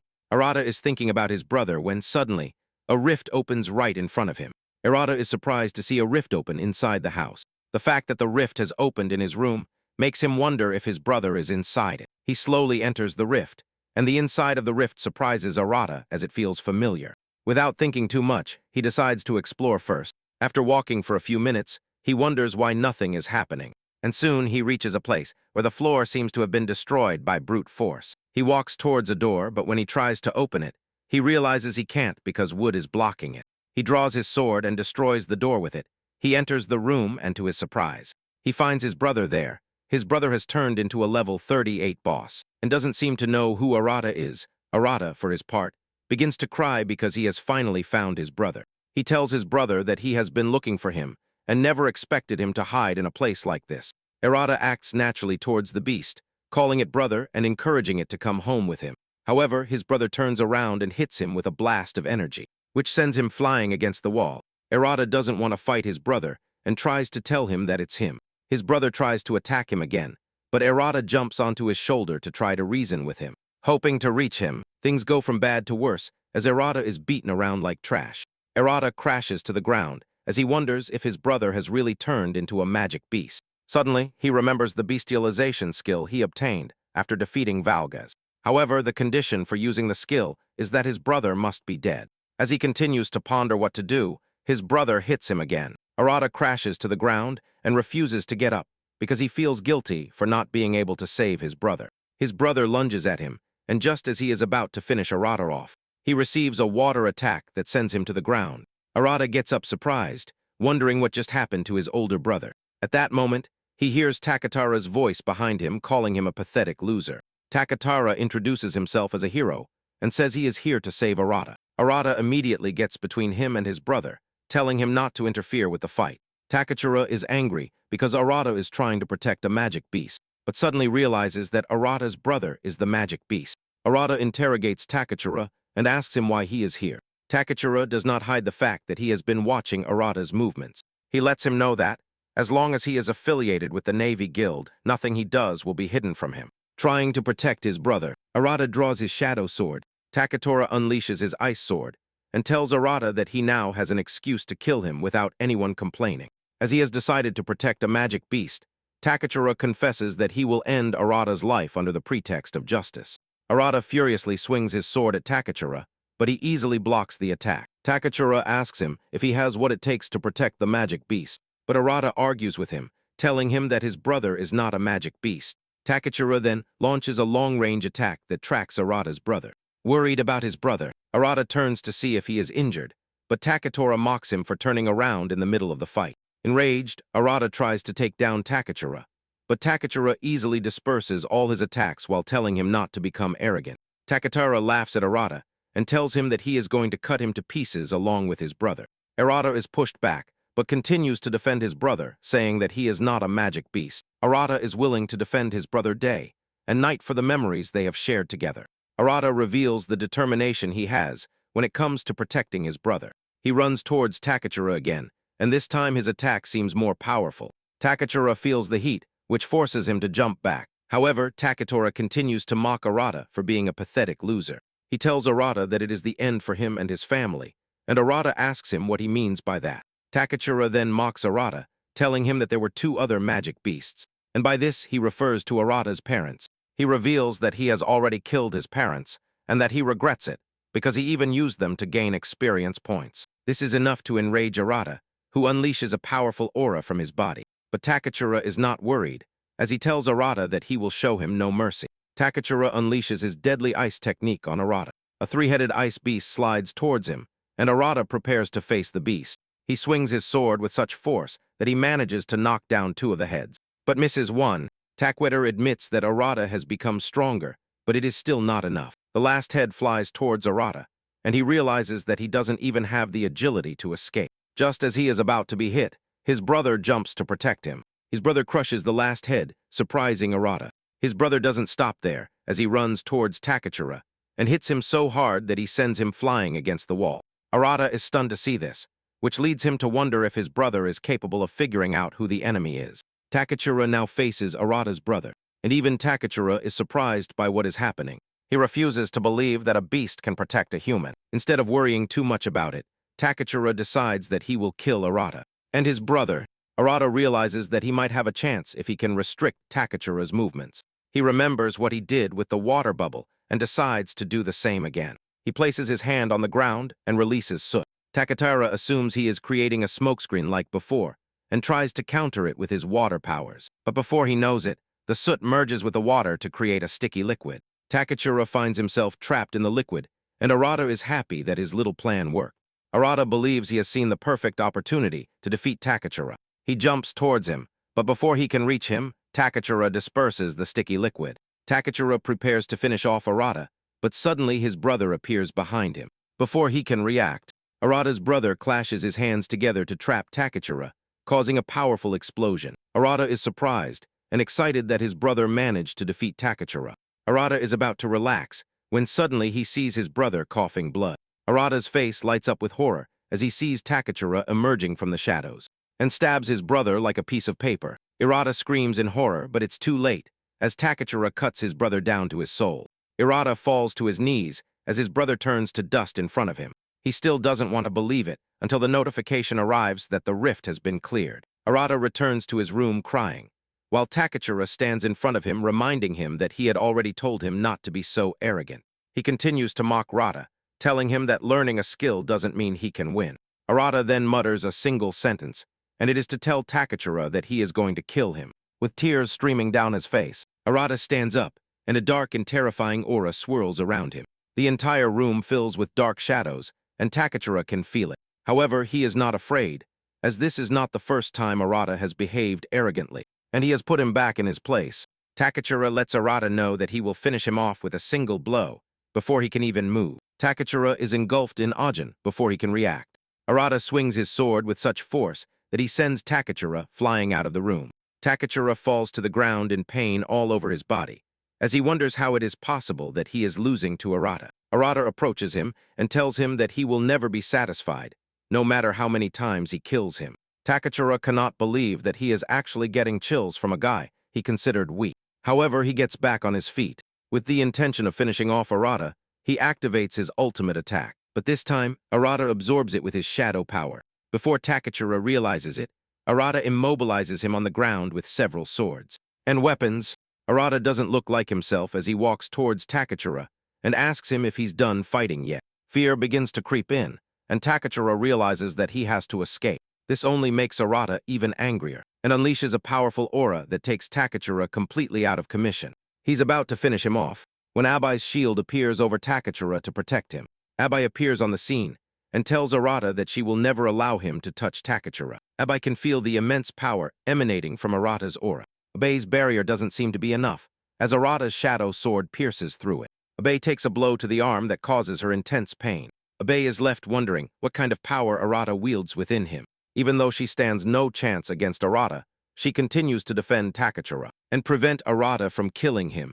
Abai realizes that she stands no chance against Arata. Abai fears that things will get complicated if Arata increases his aura. As he lies weak, Takachura mocks Arata and Abai, telling them that the association will take control once they realize things are going badly. Abai, for her part, thinks about how she wants Arata to be the same again. Abai fails to stop Arata, who unleashes more aura into the surroundings, eventually destroying nearby buildings. Rei observes this from her office and decides that it is time to intervene and subdue Arata. In the Yetsuka Guild, Takuto has obtained information about Arata's out-of-control state. He decides that it is time to intervene and get Arata off the streets. Arata continues to unleash a powerful aura into the surroundings. He targets Abe, and just as he is about to finish her off, Rei appears. She blocks Arata's attack with her power and apologizes to Abe for being late. Rei gently places her on the ground and tells her to rest while she fights Arata. Rei realizes that something must have triggered Arata's power and anger, and that's why he's completely out of control. At that moment, Takuto appears on the scene. He is excited to face Arata, but Rei tries to stop him. Takuto reveals that the association has a different perspective on how they see things. When Rei hears this, she asks Takuto what the association plans to do, but he refuses to answer the question. Takuto mentions that Rei and Abe seem to be very close to Arata already. Rei argues that she is only doing what other guild masters would do. The two continue to argue. When Arata tries to attack Takuto from behind, Rei shouts to warn him, but Takuto doesn't seem like someone who is afraid. Arata frantically swings his sword to try to reach Takuto, but suddenly Takuto's presence turns into petals. This surprises Arata, but before anyone can react again, Takuto hits Arata with his ability, the ethereal dance. This knocks down Arata, but Rei is surprised, as she never expected Takuto's ability to knock down Arata so easily. Rei immediately reveals her stance and tells Takuto that she will not allow him to kill Arata. If that is his plan, Takuto smiles as he assures Rei that he has no intention of killing Arata. Takuto reveals that he would not want to kill someone shrouded in mystery. Arata gets back on his feet and lets out a loud cry, and the moment he does, he begins to absorb power. Takuto is not surprised by this, as he suspected that Arata was gaining power from magic beasts. Arata turns his attention to Takuto and tries to manifest a pile of weapons to kill him, but he remains standing. Takuto is impressed, but at the same time, he realizes that Arata does not yet have full control over his power, and that he is simply letting it run wild. Takuto stares at Rei and tells her that he is ready to finally finish Arata off. Rei is more interested in what the association wants, but Takuto has no answer for that. His entire body is engulfed in a green aura as he prepares to finish off Arata. Before Arata realizes his power, he immobilizes him. Before Rei can start to worry, Takuto assures her that Arata is not dead, but asleep. With this, Takuto disappears with Arata's body. After the two are gone, Rei fears that the worst may happen to Arata at the association. Just then, Aula returns to the scene after having gone out to help evacuate civilians, and is surprised to find no trace of Arata. Rei finds it difficult to reveal that Arata has been kidnapped. When Arata wakes up, he finds himself tied up. He keeps wondering where he is when a guy who looks like a maniac appears. He carries a whip and smiles as he tells Arata that he is about to start with him. Meanwhile, Takachura is angry because Arata has slipped through his fingers. He vows to crush him someday along with the 5 Celestials, so he can become the ultimate exponent of power. Although he is angry about not being able to kill Arata, he also feels relieved and happy because Arata will now face severe punishment from the association. Later, Rei visits Arata in the cell where he is being tortured. She tries to get him to talk to her so that things will be easier for him, but Arata tells her that he no longer cares what happens to him. They are in the middle of this when Rei receives an emergency message that 3 silver hunters have disappeared inside a rift, and Abela has gone to rescue them. Rei is surprised that Abela has gone to the rescue when she is supposed to be resting. She comments that Abela always pushes herself to the limit, even when she needs to rest. Knowing how dangerous the situation is, she concludes that Abela is in danger. Earlier, at the hunters' headquarters, Dohu summons the Golden Hunters, apologizing for interrupting their busy schedules, but informs them that they are in an emergency situation. Daju gets straight to the point and tells them that they have captured Arata. Reo is surprised to hear this and tells the president that Erata is not a bad person, and that they cannot lock him up without proof, or at least without a hearing. Daju mentions that the charges against Erata include engaging in uncontrolled combat and causing catastrophic destruction in the city.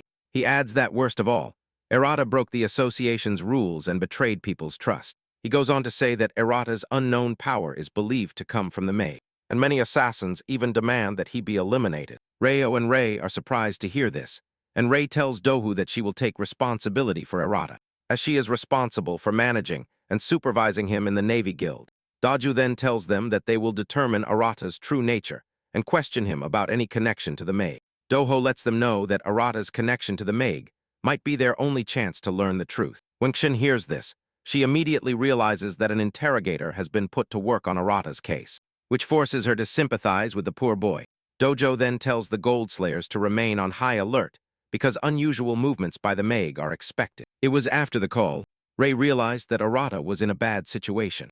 Meanwhile, in the underground cell for first-class offenders, the Slayer interrogator is seen.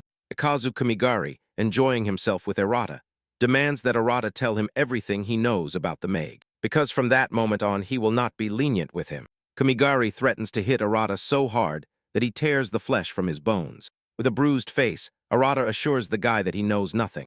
This angers Kamigari and he raises his whip, but just as he is about to hit Arata, Rei enters the room and shouts at him to stop. She introduces herself and tells Kamigari to stop the interrogation.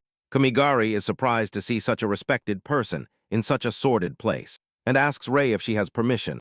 Rei lies and tells Kamigari that she does, and tells Kamigari to leave the room because she wants to talk to Arata alone. Kamigari leaves, but warns Rei not to break any rules after Kamigari's departure. Rei comments on how bad Arata looks, and asks him if he remembers transforming before entering a rage. Arata is surprised to hear this, because the last thing he remembers is fighting Takachura after he killed his brother. However, at some point everything went blank, and Rei tells him that it was Abe who intervened to prevent him from killing Takachura. Arata is surprised to hear this, and Rei further tells him that Abe was caught in the crossfire, but is currently receiving treatment. Arata is saddened to hear this, and concludes that he deserves what is happening to him. He adds that he has nothing left, because he had to watch the only person he cared about be killed, his brother, in front of him, without being able to do anything about it. They are talking about this when the message arrives that Abai has entered the rift to rescue him. Abai becomes worried upon hearing this, and asks Rei what has happened to Abai. Rei explains that they have lost contact with several silver hunters, and that she has gone into the rift despite not being in top form. Rei then decides that she will talk to Dohu. Arata is about to pass out, when Rei pats him on the shoulder and tells him that he cannot change the past, but that there is still something only he can do, as long as he still has the power of a hunter. In a subtle voice, Harada mentions that he has nothing left, and Rei tells him that she cannot affirm whether it is bad or not, but that she felt something in him.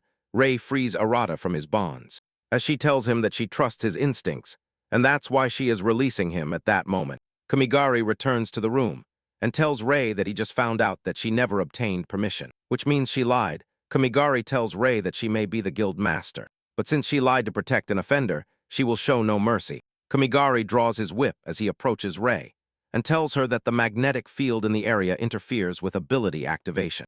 In addition, the whip he holds breaks the sound barrier, meaning he holds all the cards. As Rei is quite useless without her abilities, Kamigari talks enthusiastically about how good his job is, because he never thought he would have the chance to mistreat a golden slayer. He lunges at Rei with the intention of hitting her, but Rei kicks him in the chest with ease, rearranging his organs from the impact.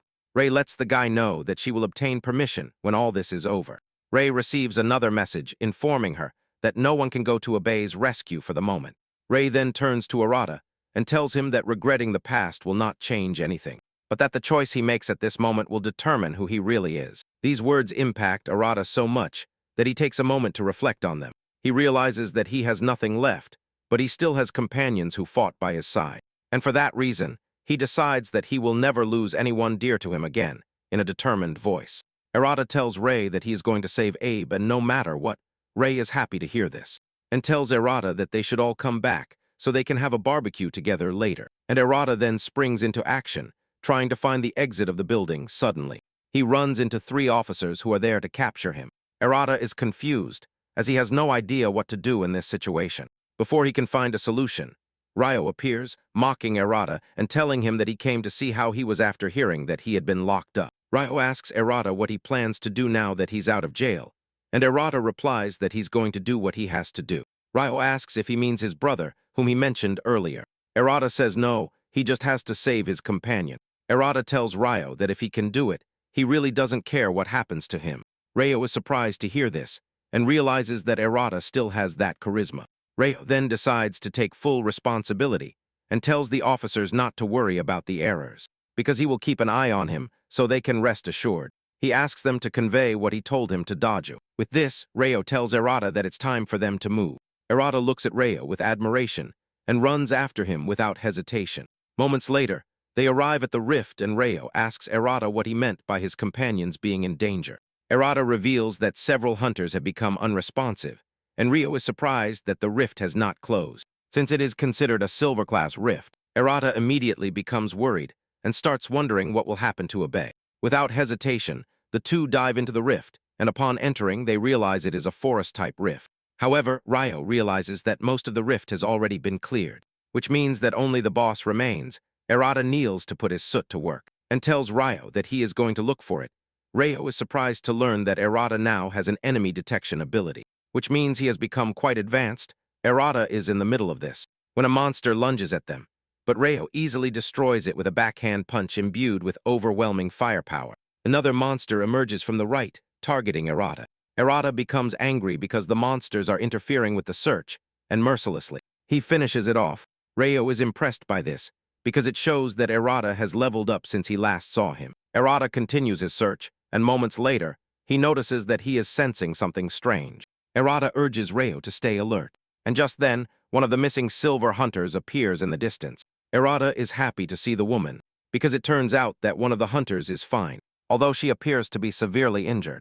They run towards her and ask her what happened. Just as she is responding to them, she tells them that a hunter has turned into a magic beast. She is bitten by one of the transformed hunters. Ryo and Errata stop immediately, trying to understand what is happening. The girl begins to cough, and suddenly an overwhelming amount of dark aura emerges from her body, causing a transformation. Errata gets scared when he realizes that the girl has just transformed into a magic beast. Ryo then mentions that it is an infectious type, which makes it really bad. The transformed hunter lunges at Errata, intending to knock him down, but Errata finds it difficult to attack, because the only thing he sees is his brother. His hand begins to tremble, despite facing an imminent threat, and when Ryo sees this, he shouts at him, asking him what he is doing. Errata is almost decapitated, but Ryo pulls him back to save his life. He asks him if he's okay, but Errata trembles so much that sweat drips all over his body. Errata then tells Ryo that he cannot kill people, but Ryo lets Errata know that the woman is no longer human. The two transformed hunters lunge at them, and Ryo takes care of finishing them off with a fiery punch. After finishing off the beasts, Ryo tells Errata that it is most likely the boss's doing. Basically, it turns people into magic beasts, and these infect other humans. Errata tries to speak, but Ryo lets him know that those who were infected probably hesitated like him, and that's why they ended up as they did.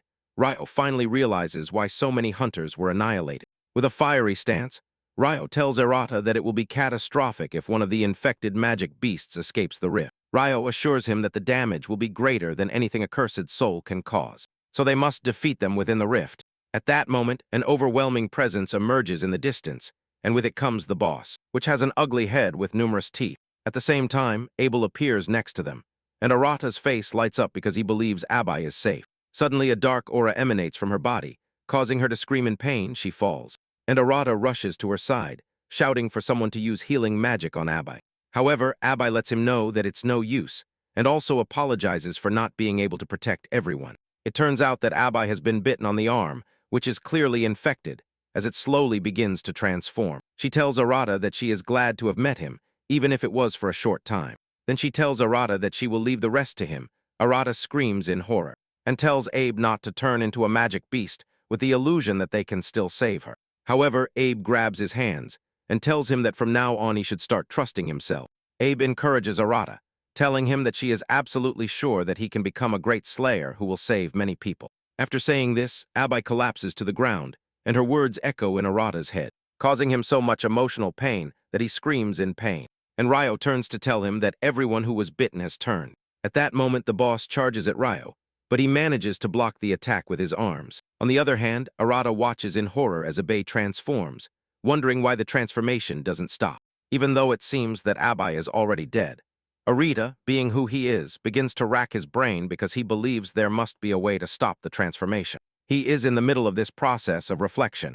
When Abe jumps to her feet like a zombie, she looks totally different. But Arata is not yet ready to accept the reality of what is before him. As he continues to fight the boss, Ryo shouts at Arata, telling him that Abe is now a magic beast, and that he must forget the feelings he has for her. Ryo tells Arata to defeat Abe, because once a human turns into a magic beast, there is no turning back.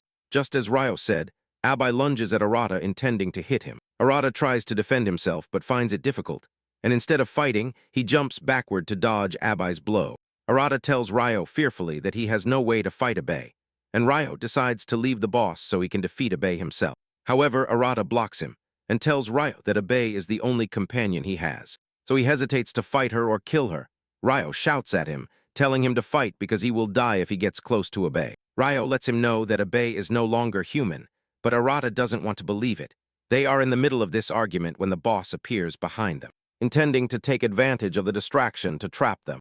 However, Ryo's reflexes kick in and pull them out of danger.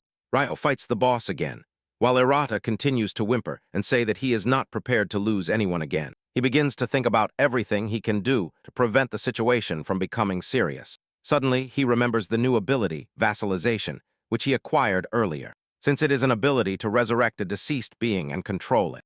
Arata believes it is a way out, however. He is also concerned about the ethical aspect of using the ability on Abe. Nevertheless, he concludes that, by using the ability on Abe, she will be able to be with him, even if she is not really her. Arata puts aside his doubts and proceeds to activate the skill, because he is not prepared to lose someone so dear to him again. Abe takes the impact of the ability, which releases a dark and purplish aura into her body. Moments later, Arata receives the notification that the transformation is complete. In a surprising turn of events, Abe looks totally different as she bows before Arata, like a subject paying respects to his master. Arata also receives another notification that the woman in front of him is a half-demon named Chiruto, and that she is now his vassal. Arata approaches her, calls her Abe, and asks if she's okay. He realizes that the ability worked, but her aura is completely different from Abel's usual. Arata also realizes that the magic beast conversion may have ceased, but she is no longer Abe. Ryo turns to shout at Arata again, telling him that Abe is no longer human. However, Arata argues with Ryo and tells him that he has already made her his vassal. Ryo is surprised to hear this, as he wonders where Arata got that ability. Arata, for his part, is convinced that one day there will be a way to bring Abe back, since it is not a complete magic conversion. At that moment, Abe's facial expression changes to an angry one, and she lunges at the boss. She tries to cut the boss, but her arm gets caught in the boss's mouth. However, Abe is unaffected, as the magic conversion can no longer affect her. Abe returns the favor by hitting the boss in the throat, as Arata finally joins the fight. He jumps towards the boss, and with a powerful slash cuts it in half, finally turning it into dust. With this, Arata receives the notification that the boss has been defeated, and the rift will disappear. When they finally return to the guild, Rei is incredulous, as she cannot believe that the woman in front of her is Abe. Rei asks them why Abe ended up like this, and Ryo mentions that Abe was about to turn into a magic beast when they found her, and this was because she had been bitten by the boss. Arata reveals that he had to use his vassalization ability, explaining that the magic beast they fought earlier had that ability, so he obtained it after defeating the boss. Arata tells Rei that he didn't want to use the ability, but he believes it's better than losing Abe completely. He mentions that by becoming his vassal, she was able to stop the magic conversion, and now Abe obeys him completely. Rei is stunned by everything they have told her, and nervously calls out to Abe. To her surprise, Abe responds by calling out to Rei. The trio is shocked, as they cannot believe that Abe has spoken. Rei demands to know who she is, and she reveals that she is Toa, a magic beast, but assures them that Abe's consciousness still resides deep within her. She is a magic beast, but at the same time she is not, because she can feel everyone's emotions. When Arata hears this, he is happy to know that Abe is still alive, which means that perhaps they will have the opportunity to bring her back someday. Ryo, for his part, is skeptical and asks Arata if he is sure that Toy will not suddenly attack people, even if he orders her not to. With fiery determination, Arata assures them that he will never allow that to happen, telling them that he will bet his life on it. Ryo asks him how he plans to prove it, as Toy could lose control and start attacking humans. Rei is surprised by this, but even though Reio's words hurt her, she knows he is not wrong.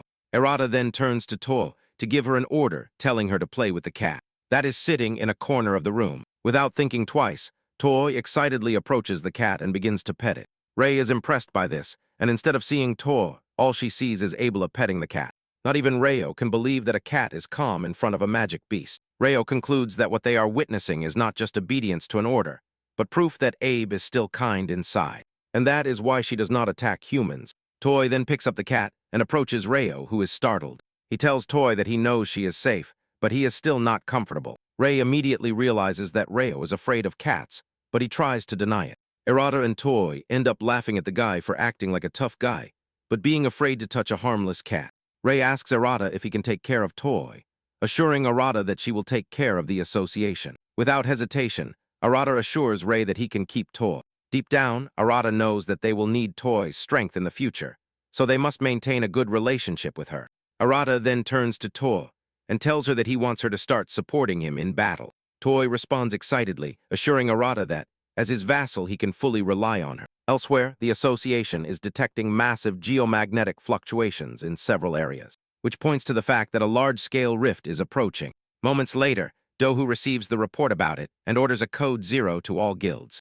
Deep down, Dohu is not surprised, as he expected the Great Rift to return, even if it took 17 years to appear. He contemplates the portrait on his desk, which shows him when he was younger. The photo was taken with someone who was obviously close to him, but their face is blurred. Back at the Navy Guild, Rei is also informed that Dojo has just issued a code 0. The moment Rei and Reio hear this, a chill runs down their spines. In the city, everyone continues with their daily lives, when a huge rift appears in the sky, which surprises everyone. Those who were there 17 years ago realize that they are about to witness the same thing that happened then. As the rift grows larger, several monsters emerge from it, panic ensues, and citizens begin to run as monsters chase them. However, the hunters in the area immediately gather to try to control the situation. They are surprised by the number of monsters emerging from the rift, but they are not scared, as their job is to secure the area no matter what. Before they know it, they find themselves surrounded by a horde of monsters, making them realize they are lost, as there is no way they can seal the perimeter like this. Suddenly, all the monsters are engulfed in a cloud of fire, and when the smoke clears, the two young hunters see the golden hunters approaching them and feel a surge of relief, because the golden hunters have arrived just in time. Meanwhile, some of the citizens are already getting caught in the rift's deadly aura, which causes them to change shape. Reio then orders the accompanying hunters to evacuate the citizens to a safe zone. After giving the order to take care of the citizens, Reio tells Rei that it is time for them to enter the rift and destroy the boss within it. Rei urges Reio not to let his guard down, so that what happened 17 years ago does not happen again. Rei wonders how large the rift will be inside. Reio assures Rei that he is aware of the dangers posed by the large rift, because the top brass are always narrating the story from 17 years ago, which he even got tired of at some point. Elsewhere, Doho and Sion are also planning to enter the rift, and Doho tells Sion that they cannot allow what happened then to happen again. Sion mocks Doho, telling him that he understands what he is saying and assuring him that they will fix the mess quickly. At the same time, Takuto prepares to enter the rift, as he has been waiting a long time to do so. As he enters, Arata and Toya appear on the scene, and Arata tells Takuto that they will hold the line outside, because that is the order Rei has given them. Before leaving, Rei had told Arata to prove his worth by his actions, fighting as a slayer would, as they had no idea when they would return. Following Rei's orders, Arata and Toya confront the surrounding monsters, killing them while saving citizens in danger. One of the rescued women strokes her crying son's head and tells him that she had already assured him that the hunters would come to their rescue. At that moment, flying magic beasts emerge from the rift, leaving Arata completely confused. He doesn't understand why so many magic beasts are emerging from that place. He concludes that they are in serious trouble, as flying monsters are a new discovery. Suddenly, one of the flying monsters lunges at the woman and child that Arata just barely saved. But just as the monster is about to hit them, Arata cuts it with his soot powers. He then rushes towards the mother and child and asks them if they are okay. The woman assures Arata that she is fine. While thanking him for his help, Arata looks at the sky and realizes that flying monsters are everywhere. He realizes that it will be a big problem if they continue to disperse into different areas, which leads him to rack his brain thinking about what to do. Arata tells To that the monsters are not that strong, but the problem is that they can't do anything while the monsters remain in the air, and they are trapped on the ground. Before they know it, the flying monsters begin to multiply like bees, and more continue to emerge from the rift. Arata immediately tells Tor that they cannot stand idly by because the area will be destroyed if something is not done. Arata realizes that he has to eliminate the monsters as quickly as possible and fires Ojin as projectiles at the monsters. He manages to eliminate some, but as the monsters move very fast, he realizes that it will take a lot of effort to contain them. Arata knows for sure that other regions will also be in danger if the flying monsters manage to take over the area. So he has to finish them off while they are still in the same place. At that moment, 3 other hunters appear on the scene, and they are surprised to see the new type of monsters. The squad leader orders those with defensive capabilities to protect the surrounding civilians, while those with long-range abilities should support Arata. Deep down, Arata is motivated because he is ready to finish off all the monsters, as he tries to prevent his area from falling into ruin. At the same time, he is worried that everything he has done so far may not be enough, so he has to find a way to stop them. Arata concludes that using his Soot ability will help him. He tries to concentrate to find a way to use it, as he has done many times before. That knowledge is the only thing that can help him at this moment. At that moment, Arata begins to emit a large wave of soot from his hand, which covers the entire area and envelops all the monsters without leaving any out. Once he is sure he has them all under his control, he hardens the soot, which finally solidifies the beasts. Surprisingly, his plan begins to work, but he realizes that using this amount of soot will deplete his MP very quickly, and if he doesn't manage to kill all the monsters at once, he will be lost. Arata then increases the mass of soot to drag the monsters down, which works quite well. With the monsters within reach, Toy springs into action to start finishing them off. With this, Arata is able to finish off the monsters he has trapped in a single move, and he realizes that he can also use his abilities more easily than before. Arata then decides to continue with the momentum to finish off the rest of the monsters. Arata again resorts to his power, but this time he is already pushing himself to the limit to finish them off in one blow. This time Arata conjures a large sword, using Ojin and with the monsters in place. He cuts them in one fell swoop, finally securing the area. The hunters behind Arata are impressed by this. The citizens, for their part, jump for joy because they have finally defeated the beasts. Arata is exhausted by this and falls on his butt, but one of the hunters rushes to congratulate him. He tells him that thanks to him they were able to protect the area, and from the looks of it, there is no indication that they will appear in large numbers. Once again, the hunter takes Arata's hand and helps him up. Deep down, Arata is relieved to have been able to hold the line, which means the rest depends on the gold hunters. Arata finally understands what it means to encounter a large-scale rift, but he wonders why the response has been so small. At that moment, the Slayer who just congratulated him receives a call informing him that the headquarters is on fire. Arata is frightened to hear this, because if the headquarters burns down, the entire command chain will be destroyed. In the central complex, headquarters of the Earth Guild, also known as the Segua Guild, is the command pillar that governs all Slayer operations. Within the building is the National Slayer System, which keeps a record of all magic rifts that have occurred. This is the command center that transmits missions to each guild. Inside the building is also the armory and the infirmary. In addition, reward distribution, training facilities, detention cells for renegade slayers, and even the media control center. Its functions basically extend to all corners of the country. And if this headquarters falls, it means that the entire Japanese defense network against magic beasts disappears. Inside the headquarters, a guy named Kokudo, who is silver-ranked and under Dohu's command, has taken command. He gives orders to the hunters to evacuate all non-combatants and ensure they are protected. He tells the regular hunters to group together and maintain a tight formation, while the bronze rank should protect the central facilities and report any changes immediately. The silver-ranked hunters, for their part, will be responsible for subduing the magic beasts trying to take over the headquarters. In a determined voice, Kwaku tells the hunters that it is up to them to hold the line. As the gold hunters are already gone, Kwaku looks out the window and sees a bunch of flying monsters surrounding them. He wonders why so many magic beasts have suddenly appeared out of nowhere. Even though they are nowhere near the large rift, he concludes that the magic beasts must have waited for Daju and the other gold hunters to leave before acting. He wonders if creating a defensive barrier around the rift is still not enough. Looking into the distance, he notices that the hunters defending the line are fighting the monsters.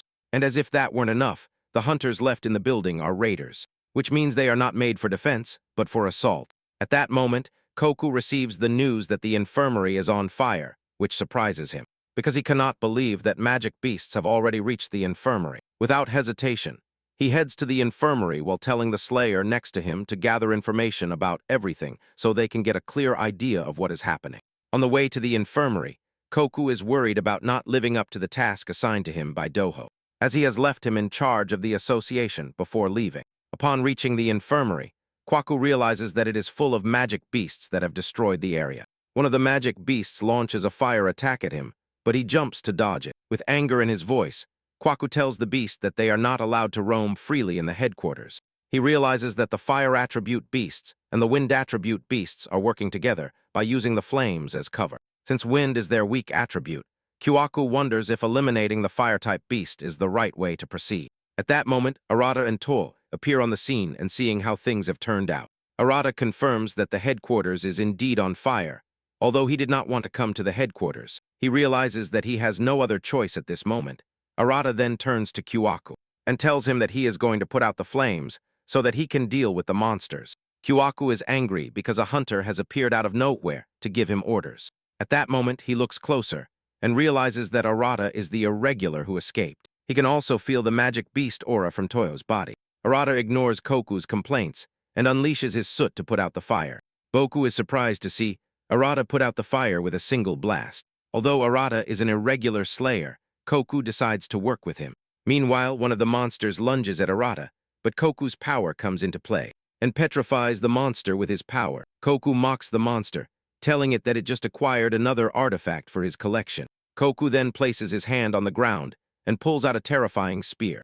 Before lunging at the petrified monster, he drives the spear into the monster, shattering it into pieces. Koku then tells Arata that he is putting him on probation until the headquarters is safe. Koku lets Arata know that his job is to eliminate all the magic beasts in the area, and Arata agrees with him. Deep down, Arata is relieved to have the opportunity to fight alongside a prodigy who achieved second place in the Seiwa Guild at a very young age. Although he is not sure if Koku will be able to cast the petrification spell again, he is impressed by how powerful that ability is. Arata realizes that, by using his Hojin, he can harden the beasts and then seal them. Arata does just that, and when Koku sees it, he is surprised to find that Arata has been able to copy his ability just by seeing it once. Once they clear the area, Arata praises Koku and tells him that the ability he used earlier is quite impressive. Boku turns away to prevent Arata from seeing his red face, while claiming that ability is nothing compared to what he is capable of. Boku asks Arata why he is wasting his abilities recklessly, and lets him know that his control is a total disaster. Koku lets him know that the kind of carelessness he is exhibiting will deplete his MP and leave him totally exposed. Koku says this is why he always ends up defeated, as he doesn't know the basics. Arata is surprised to hear this, as he doesn't even know anything about the ability. He has just been fighting like a noob and never thought about it. Koku mocks him and tells him to try not to drag the team down. However, Arata is confused about what they should protect first, as they have found themselves in this kind of situation. Meanwhile, in the divine armory of the headquarters, Takachura is seen manipulating weapons that do not belong to him. He finds a golden sword and decides that he is going to take it, since everything has gone to hell. He plans to become the hero who saves everyone, as the gold slayers are nowhere to be found. The moment he grabs the divine sword, he feels an incredible amount of power coursing through his body, which makes him think that he has now surpassed the 5 celestial kings. He lets out a maniacal cry as he proclaims himself the strongest. On the other hand, Arata, Kwaku, and Toy continue to subdue the monsters throughout the headquarters. Kwaku is confused about where they should defend first. He doesn't know if they should defend the command room or the warehouse first. After eliminating so many monsters, Arata wonders where the beasts are coming from, since he didn't find any magic beasts near the headquarters when they arrived. Coco agrees with him and says they need to find out quickly. He mentions that he is going to see if there are any indications that the beasts are coming from the space near the headquarters. He places his hand on the ground to detect signals and reveals that the Earth's energy is already altered, as if something had happened underground. Once he locates the source of the problem, Koku heads there and tells Arata to follow him, or risk being left behind. Moments later, they arrive at the underground records storage room of the headquarters. To their surprise, there is a large hole in the middle of the room through which the beasts must have entered. The monsters were able to use this hole to infiltrate the building, while everyone was focused on the large demonic rift. At that moment, another wave of monsters appears on the scene, and Koku draws his spear to confront them. A bright attack light emerges from the staff as it hits the monster nearby. Arata also offers to help, And as he tries to concentrate his power, Koku urges him not to force himself, because he is now a combat asset. He encourages him to control his breathing, to make space within himself while letting power arise naturally from within. Arata decides to follow Koku's advice and tries to concentrate on doing so. At that moment, Arata manages to pull out a large sword made of Ojin and begins to eliminate the monsters with it. Koku is impressed by this and tells Arata that he has improved a little deep down. Koku can see that Arata's control of his abilities and sense of combat are poor, but he is slowly getting used to fighting. He also realizes that Toyo is strange, but he cannot complain because she is quite useful at this moment. After finishing off the magic beasts in the room, Koku proceeds to use his power to seal the tunnel. With the rift sealed, Koku tells Arata that it is time to finish off the magic beasts. Although the tunnel is sealed, Arata is worried because they have not sealed all the rifts, as there are fewer magic beasts in the area. Koku then reveals that most of the magic beasts using the tunnel have already relocated, so blocking the tunnel was the top priority. However, just in case they are mistaken, Arata reveals that he has left Ojin marks.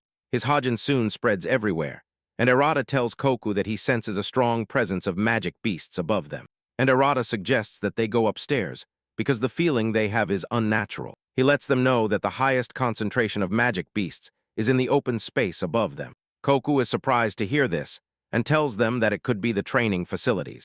Moments later, they arrive at the headquarters training facilities, and to their great surprise, there is a rift inside the headquarters. Koku gets angry upon seeing it. This is because, due to the chaos, magic beasts emerge from the rift, which surprises Arata, who did not expect it. Koku then reveals that the beasts are diverting attention from the enormous demonic rift, using fire and the underground as cover. Enraged, Kyoku attacks the magic beasts, and Arata joins him to finish off the monsters. Kyoku realizes that the only solution is to find a way to close the rift as quickly as possible. However, he is worried that if he leaves the association, he will be in danger moreover. He realizes that the rift is different from the usual ones, as it is large enough to spawn magic beasts. Kyoku begins to rack his brain, wondering what Dojo would do in this situation at that moment. Arata tells Kwaku that he is willing to go. Kwaku is surprised to hear this because Arata is already exhausted, but he is still willing to take the risk without hesitation. Kwaku wonders what drives Arata so much. Kwaku then tells Arata that he is also going, given that Arata, who is a renegade slayer, offers to risk his life. He cannot stand by idly either. Koku believes that the other slayers inside the building will take care of any magic beasts that approach them, as long as they are able to destroy the nest. First of all, with this Arata, he motivates the team to enter the rift, while telling them that they cannot afford to lose to magic beasts of this caliber. Koku leads the charge and orders the two to follow him, as they plunge into the rift. Upon entering the rift, they find themselves in a sort of throne room. Koku admits that the entire area looks really creepy. On the other hand, Harada is surprised to see that there is a magic beast giving orders from the shadows. Koku then tells the two that they must finish the mission quickly and return, because he has a responsibility to fulfill. As they venture deeper into the room, they notice that something is very different. On the other hand, the Golden Hunters are facing their own problems. Moments later, Koku tells the two that it is quite strange that no monsters have appeared since they arrived in this strange area. Koku asks Arata what drives him to fight. Arata is surprised by the question, and while he is still trying to answer, Koku interrupts him by saying that he, for his part, fights for Dohu's sake. Koku says as long as Dohu stands, the hunters will withstand the war against magic beasts. However, he believes that Arata completely lacks refinement. Toy deliberately misinterprets his words and tells Arata that Koku meant that he is not her type. Koku quickly clarifies the situation and tells Toy that she is misinterpreting his words.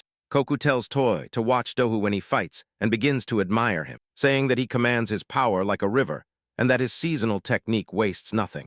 Koku continues to say that Dohu's form is pure art and begins to talk about how an ancient master painter would have turned that moment into a sacred work of art if he had witnessed it. Toyo is not impressed by anything Koku says, but Koku believes she is just a rude girl. After finishing admiring Dohu, he tells Arata to feel the flow of power within him. Soon they reach a giant door, and the moment it opens, they find themselves facing a giant monster with human heads and an ugly and terrifying body. At that moment, the beast fires a laser from its body, which hits Koku. Suddenly, Koku sees Dohu lying on the ground with his body completely mutilated. Koku screams in pain upon seeing his mentor's body completely shattered. Unknowingly, he finds himself in a state of illusion because Arata is outside. He wonders what is happening to Koku, who has suddenly collapsed. Looking at the monster, Arata realizes that the laser shot from before is the monster's attack. At the same time, Toy also screams in pain as she clutches her head. Arata is still trying to compose himself when the monster hits him, also with a laser shot. Suddenly, Arata's fear kicks in, as images of those he failed to save begin to appear before him, reprimanding him for letting them die. Arata also sees images calling him a failed slayer and telling him that he should have been the one to die. Arata falls to his knees crying, as the emotional burden grows with each passing second. Meanwhile, the monster is amused watching the team suffer in agony. Suddenly, something within Arata clicks, and he realizes that he still has to fight. Despite having failed numerous times with sheer willpower, Arata gets back on his feet, because he is determined to bring back Abai in the future, as he does not want what happened to his brother to happen again. With his willpower and determination, he tries to harness the power flowing within him. Just as Coco said, at that moment, he is able to harness Abei's magic power, which leads him to wonder if he achieved this thanks to the vassalization ability. The moment he realizes he can use it, Arata begins to delve deeper for more. The monster realizes that Arata is regaining his common sense and launches a frantic attack at him. His attack hits, leaving a strong explosion. But when the smoke clears, Arata is perfectly safe behind the shield he was able to create using Abei's power. Arata is surprised to see that he was actually able to harness Abei's power, which has left him completely out of commission, with the shield protecting him from the monster's attack. Arata has the opportunity to prepare an Ojin attack. On the other hand, Koku has not managed to break free from the illusion, as he believes Dohu is truly dead. Suddenly, he realizes that Arata plans to face the monster alone, disappointed with himself. He hits his head against the ground to regain his common sense. Thanks to this, he is able to regain his sanity and looks at the boss monster with disgust and vows to take care of everything for his mentor's sake.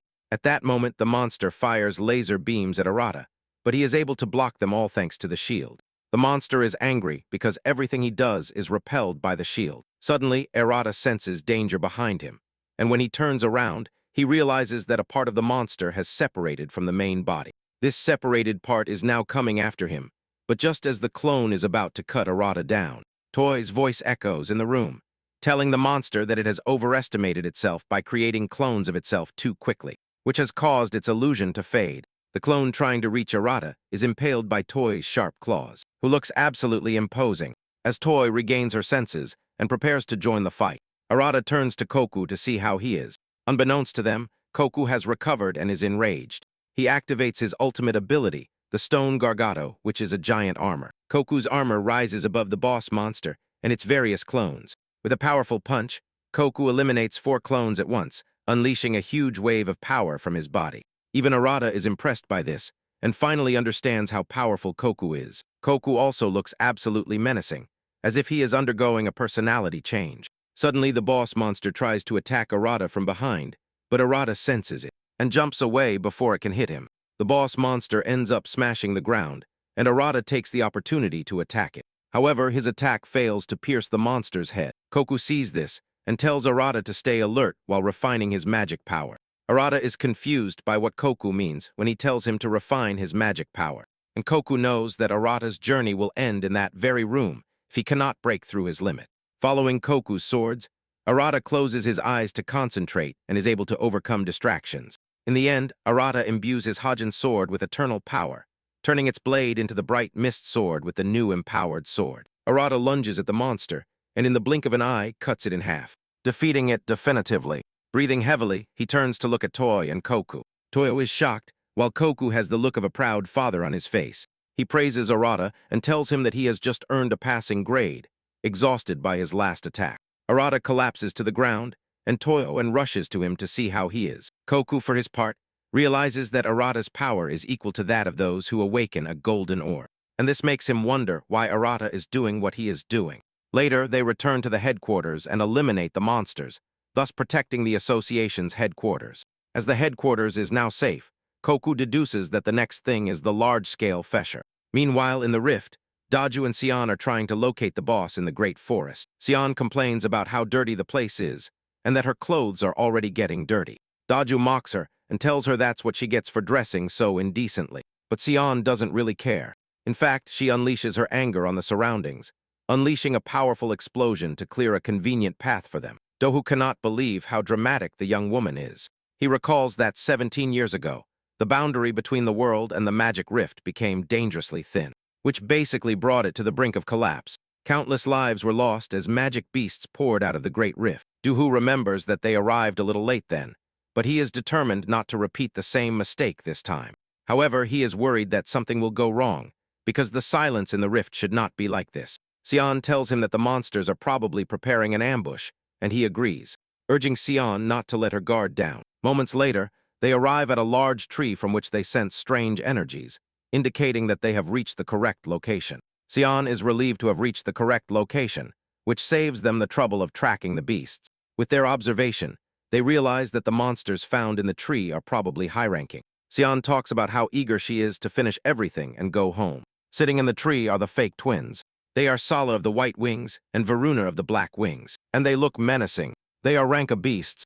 According to standard association regulations, the twins are surprised that Sion and Daju have come to find them, and assure them that they will not leave the forest alive. The twins boast about how they easily eliminate silver hunters, and ask Daju and Sion how long they think they can last. Then the two unleash a powerful laser against the two hunters. Realizing that the twins underestimate them, Daju and Sion prepare to face them. A golden aura emerges from Dohu's body, as he tells the twins that gold is not just an extension of silver, and that they are about to show them why they are called golden hunters. Golden armor appears around Dohu's body, while Sion creates a powerful spherical attack. The twins' attack hits Dohu, but he absorbs it with relative ease. The twins see this and begin to panic, but refusing to be defeated. They unleash another wave of laser attacks against the two. The attack this time is more numerous than before, but Daju blocks the attack, while Sion finally unleashes the blast she has been preparing for them. The fake twins see the magna suit of the attack coming at them, and automatically know they are lost. Daju is not surprised, because he already knows that humans and beasts are the same. Both are unable to see beyond their experience, and that is why they believed that the Golden Assassins were nothing unknown to them. The power of the Golden Assassin exceeds reason, because it is an overwhelming force that effortlessly surpasses their reasoning scale. The twins watch in horror. An overwhelming explosion cooks them and destroys everything within their reach, along with the giant tree they are sitting on. Once they have gathered their belongings, Sion tells Dojo that she wonders if the others have also finished their side. Meanwhile, Reo and Rei confront Ariel, the priest of vanity and balm, the idol of war. Effortlessly, the two are able to finish off the monsters, just as Dohu did. And Sean, at the same time, Takuto easily defeats Lily Bass, the twin phantoms of illusory sound. Takuto is disappointed because the person he really wants to face is not in the rift, postponing his battle for the future. Shortly after, Koku receives the call that Dohu is returning to the headquarters, and receives the news with great enthusiasm. When the other hunters also find out, they jump for joy. The attacks of the Great Magic Rift came to an end. The association later said that the damage had been minimized. However, the true objective of the magic beasts was unknown. Everything is going very well, until something else emerges behind the association's headquarters. It is Takachura wielding a divine weapon. Due to the effect of the divine weapon, one of his eyes has turned red, and his right arm resembles that of a beast. But he still smiles because he is already drunk with power. As he descends from the sky, he rains fire on all the buildings around him. All alarms begin to sound, indicating possible catastrophic damage to the city. Rei returns to the guild, just in time to receive the news from her assistant. Rei is surprised by what she sees, as Takatara is busy wreaking havoc on the association's headquarters. The assistant tells Rei that they cannot contact the Seigua Guild at the headquarters. Upon hearing this, Rei worries about Arata and Abe's safety, and without hesitation rushes towards the headquarters, hoping that the two are safe, until she gets there at the headquarters. Takachura is busy acting like a villain, launching various fireballs, causing damage to the civilian population. Seeing how bad things have gotten, Arata tells Toy to keep the citizens safe. Koku looks closer at Takachura's hand, and is surprised to see that he is currently holding a divine weapon. Koku reprimands the guy, telling him that a divine weapon is not something a person chooses, but rather it is she who chooses her owner. Basically, weapons have a will of their own and choose their wielder. Koku wonders how Takachura managed to get the weapon, as the barrier surrounding the armory should not be breakable by someone like Takachura. At that moment, Takachura lets out a loud laugh as he claims that he is the strongest. Suddenly, he screams in pain, and a dark shadow emerges from his body. The shadow lunges at Arata and attacks him, but Arata is able to block the attack with his shield. Arata tries to clear his mind of any distractions, because he knows he has a lot of civilians to protect. With a precise strike, he cuts the shadow in half, and Arata is determined to push his limits as a slayer. At the same time, Kwaku and To confront Takachura with the intention of protecting the guild. And the civilians. Moments later, Arata realizes that he has reached his limit because he has used too much power. Sensing how weak he has become, Takachura lunges at him with a powerful blow. Arata knows that his shield can no longer block the imminent attack and turns to protect the children and the civilians with his own body. He manages to reinforce his body with the shield, but the attack is still so strong that Arata grinds his teeth in pain as he suffers burns on his body. Unfortunately for him, he has run out of magic power, and at that moment, a wave of pain seems to wash over his body.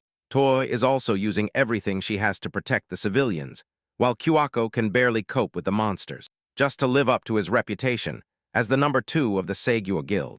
Moments later, Rei arrives at the scene, and a big smile spreads across her face as she realizes that the trio is still standing. She rushes to check on them, but it is then that she realizes that the trio is completely exhausted after ensuring everyone was evacuated. Furious, she tells them to leave the rest to her. Takatora is busy wreaking havoc, when suddenly a powerful explosion hits him out of nowhere, sending him flying a great distance. Rei shows how angry she is, assuring Takachura that she will show him no mercy for what he has done. Reo cannot believe that he stole a divine weapon and also stopped being human. Takachura frantically fires a magic blast at Rei, but she easily absorbs it. While telling him that she is going to beat him up, a large amount of energy shoots out from Rei's body, making her look totally different from the usual Rei. As they return to headquarters, Dohu tells Sion that Rei is the Golden Slayer with the greatest firepower. Sion is surprised to hear this, because she expected it to be Dohu. Dohu tells Sion that he may be stronger than Rei, but that as soon as she starts fighting alone, things change completely. Sion does not understand what he means by alone, and he explains that, as long as Rei does not have to worry about those around her, she is much stronger than all the Golden Slayers. Dog mentions that Rei possesses the properties of water and lightning due to this dangerous magic power that she suppresses when fighting alongside others. Rei was basically branded a heretic, which forced her to tread a difficult path. In the end, it turns out that she is the first irregular.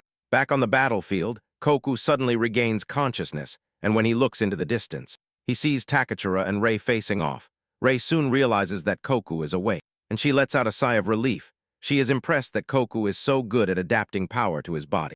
Because she has been supplying the trio with a portion of her power, Koku wants to join her in fighting Takachura, but she urges him to retreat. Meanwhile, Koku wants to argue, but Rei lets him know that she is ordering him to retreat. Koku finally agrees to retreat, and Rei tells him to take the other two to a safe place while she tries to contain the rogue Takachura. Kyoku does as he is told, and grabs the two as they flee the battlefield. Once they are safe, Kyoku creates a healing pool for them to regain their magic power. On the other hand, Rei is disappointed with herself because she was entrusted with the guild, but she failed to control Takachura, which is why he ended up as he did. Rei is angry about how things turned out and concludes that she should have done everything herself from the beginning. Angered by how Rei is mistreating him, Takachura shouts furiously, unleashing a rain of ice swords at Rei. Rei creates a force field that blocks the attack, while most of them fly past her. Some of the swords get stuck in the force field, and when Rei sees how close she is to dying from the sword, she becomes enraged and holds onto the force field. Rei remembers her parents' encouragement, talking about how they are going to protect the city. Rei finally harnesses her anger and unleashes her lightning power, easily shattering all the attacks thrown at her. She assumes an attacking stance and launches a lightning attack at Takachura, trapping him in a tornado of lightning. Takachura screams in pain as the lightning courses through his body, and Koku is surprised, seeing Rei wield the two most powerful gifts granted by the gods. However, this is a power that takes a heavy toll on the user. When Rei was younger, her classmates did not want to get close to her, as they always believed she would go crazy because she was an irregular. Just by looking at Rei, Koku knows she must have had a difficult path with a wave of his hand. Rei prepares another lightning attack that she launches at Takatara.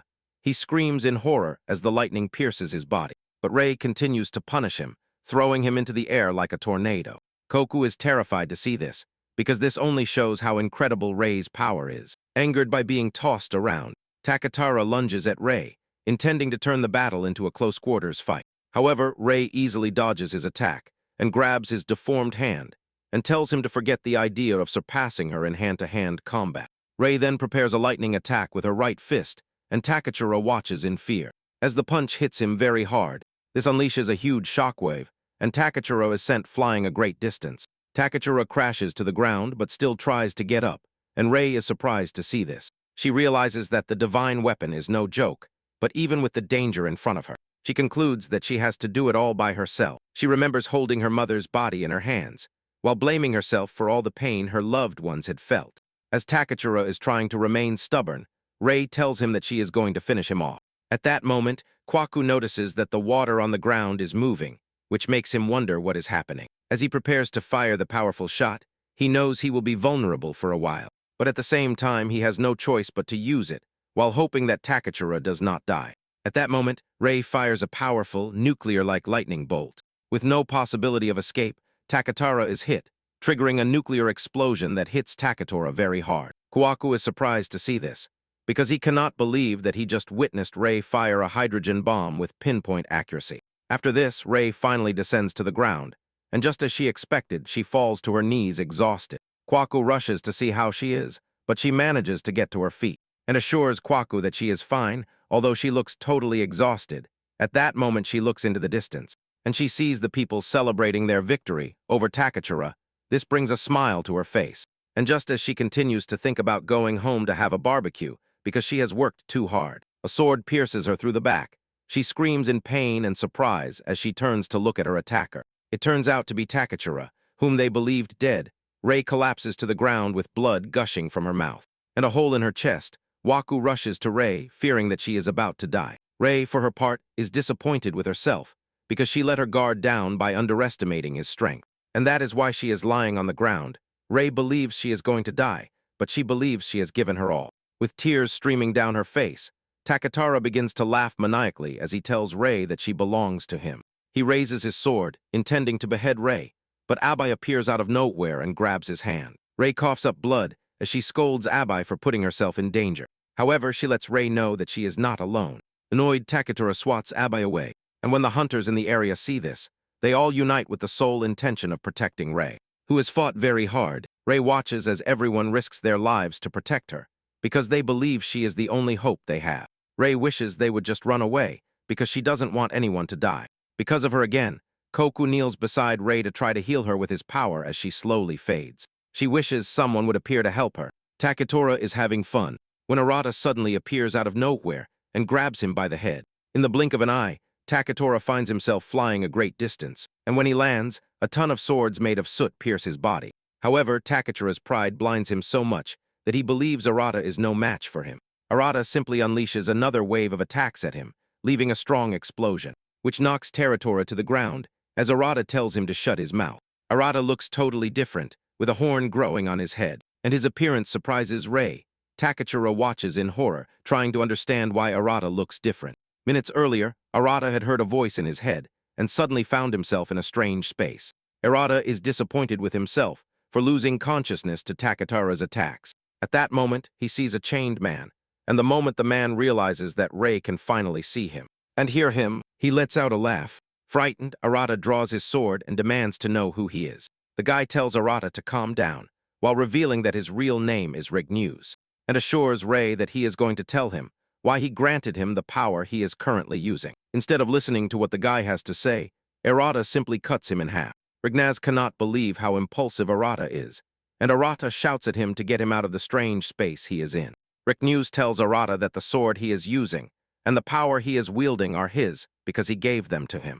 Arata is surprised to hear this, and Rignews tells him that he has to understand what he has to do, because he is the long-awaited heretic. Arata is confused to hear this, because he doesn't understand a word of what the guy is saying. Rignews then tells Arata that the power he wields is forbidden, therefore he is a heretic. Rignews tells him that he can use the power to steal without reason and take whatever he wants. Annoyed by this, Arata cuts off Rignews's head again and tells him that he has a lot of things he would like to ask him, but that he really doesn't have time. At that moment, Arata tells Rignews to give him more power since he is the owner of the power. Seeing how Arata grabs his neck chain, Rignews praises him and tells him that he has guts. Rignews adds that Arata is no longer the crybaby he used to be. Rignews tells Arata that he might refuse his request, but Arata lets him know that he is quite sure that Rignews will remain locked up for all eternity if he doesn't do something about it. Rignews is impressed by how smart Arata is, and tells him that he can give him a minute to understand the essence of his power. Now, in reality, Arata finally understands why his form is different, and this is thanks to Rignews having surpassed his capacity. However, Takachura does not believe that Arata has any chance against him. Even though his form is different from usual, he lunges at Arata, but he effortlessly creates a series of shields around him to block his attack. Arata returns the favor, landing a blow to Takatora's chest, which sends him flying into the distance. Before Takachura realizes it, he finds himself pinned to the ground with numerous swords sticking out of his back. Even at this moment, Takatora believes that he is not done yet, as he does not want to think about the possibility of losing to someone like Arata. Takatora then decides to attack To and the others, but before he can reach them, Toy unleashes a powerful ability, the male black beast, to push Takachura back. Takachura is surprised to see this, as he did not expect Toy to have so much power. Takachura begins to get angry, talking about how he is from the Godu conglomerate, and that he also has a divine sword in his hand. He talks about how he replaced the 5 kings and ruled because he was the strongest. However, Arata reminds him how he stole the orb from someone else, and even turned his brother into a magic beast. Arata tells Takachura that he is a worse monster than a magic beast, because he even stole a divine sword with all these numerous atrocities. Arata asks Takachura how he wants to die. The pressure in Arata's voice is so overwhelming that even Rei can feel it, blinded by pride. Takachura tells Arata that he has no intention of dying at the hands of people like Arata. Takachura begins to talk about how he is a golden slayer, and tries to unleash a powerful energy from his body. But suddenly, blood begins to gush from his body. When Arata sees this, he finally understands that Takachura's body cannot withstand the power of the orbs because it was never his. In fact, Takatora had nothing from the beginning, and when Takachura realizes that he is lost, he has occurred. However, Arata casually opens a rift, surprising Koku. Takachura stops as the rift appears in front of him, but Arata's hand emerges from the rift and grabs Takatora's head towards the rift. Takatora looks absolutely terrifying as he tells Takachura to stop running. Arata mocks Takachura, asking him what he thinks would happen if the rift closed like that. And as it is, Takatora begins to cry because he knows that this would mean death, as his head would be completely severed. Just as Harada is about to do it, Toy grabs him from behind and tells him not to lose control. She lets him know that she will never forgive him if he does. Arata immediately stops as Toy's voice resonates loudly in his head. Arata ends up closing the rift in Takatora's arm, severing his right arm, which makes the guy scream in pain. After eliminating Takatora from the equation, Arata finally collapses, exhausted. With this, the series of disturbances that began with the Great Rift came to an end, and Godu Takachura was imprisoned in the underground dungeons. His Slayer title was also revoked, thus condemning him to a life where he would never again set foot on the main stage. After this, Arata also found it difficult to contact Rich News, the owner of the power, and he also could not get the power to work as the last time.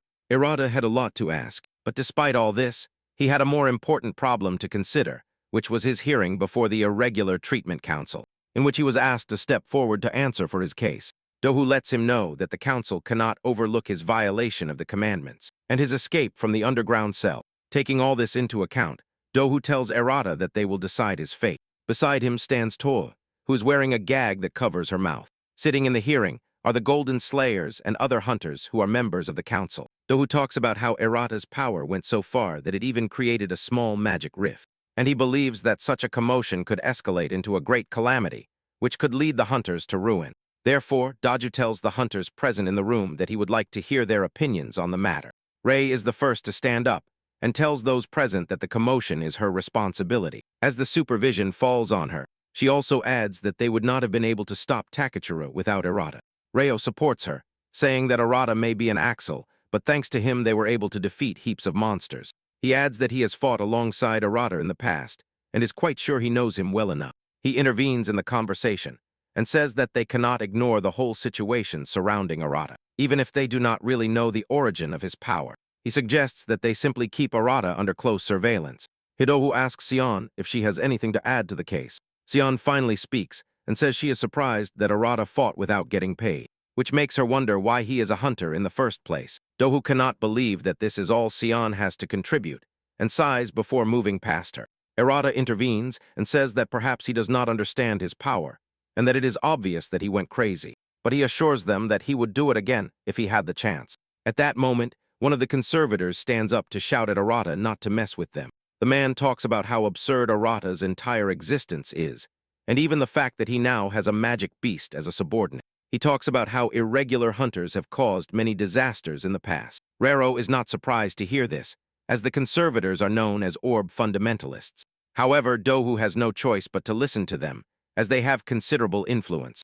The rest of the conservators begin to shout, suggesting that Arata be disposed of because he is a demon. Different accusations begin to come from the conservative side. Rao is surprised that they are louder than usual, and Ray tells him that those who did not witness what Arata did will only see him as a threat to society. Suddenly, a voice resonates among the conservative side, and it is Kumigari's voice.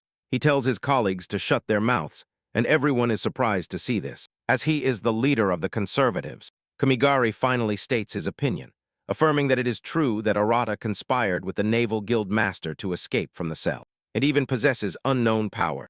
However, he lets them know that he saw how Arata used his body to protect people. Even though he was already tired and out of mana, Kumigari asks his colleagues who they would call a slayer. If not someone like Arata, who protects others instead of himself, Kumigari shouts even louder at his colleagues, telling them that they couldn't do anything when Takachiro went mad. Surprisingly, Kumigari tells Dohu that he should punish them and is looking for someone to punish. Kumigari tells Dohu that he and the other guards were the ones who abandoned their posts. At that moment, the citizens present at the scene begin to defend Arata, telling Dohu that he risked his life to save them.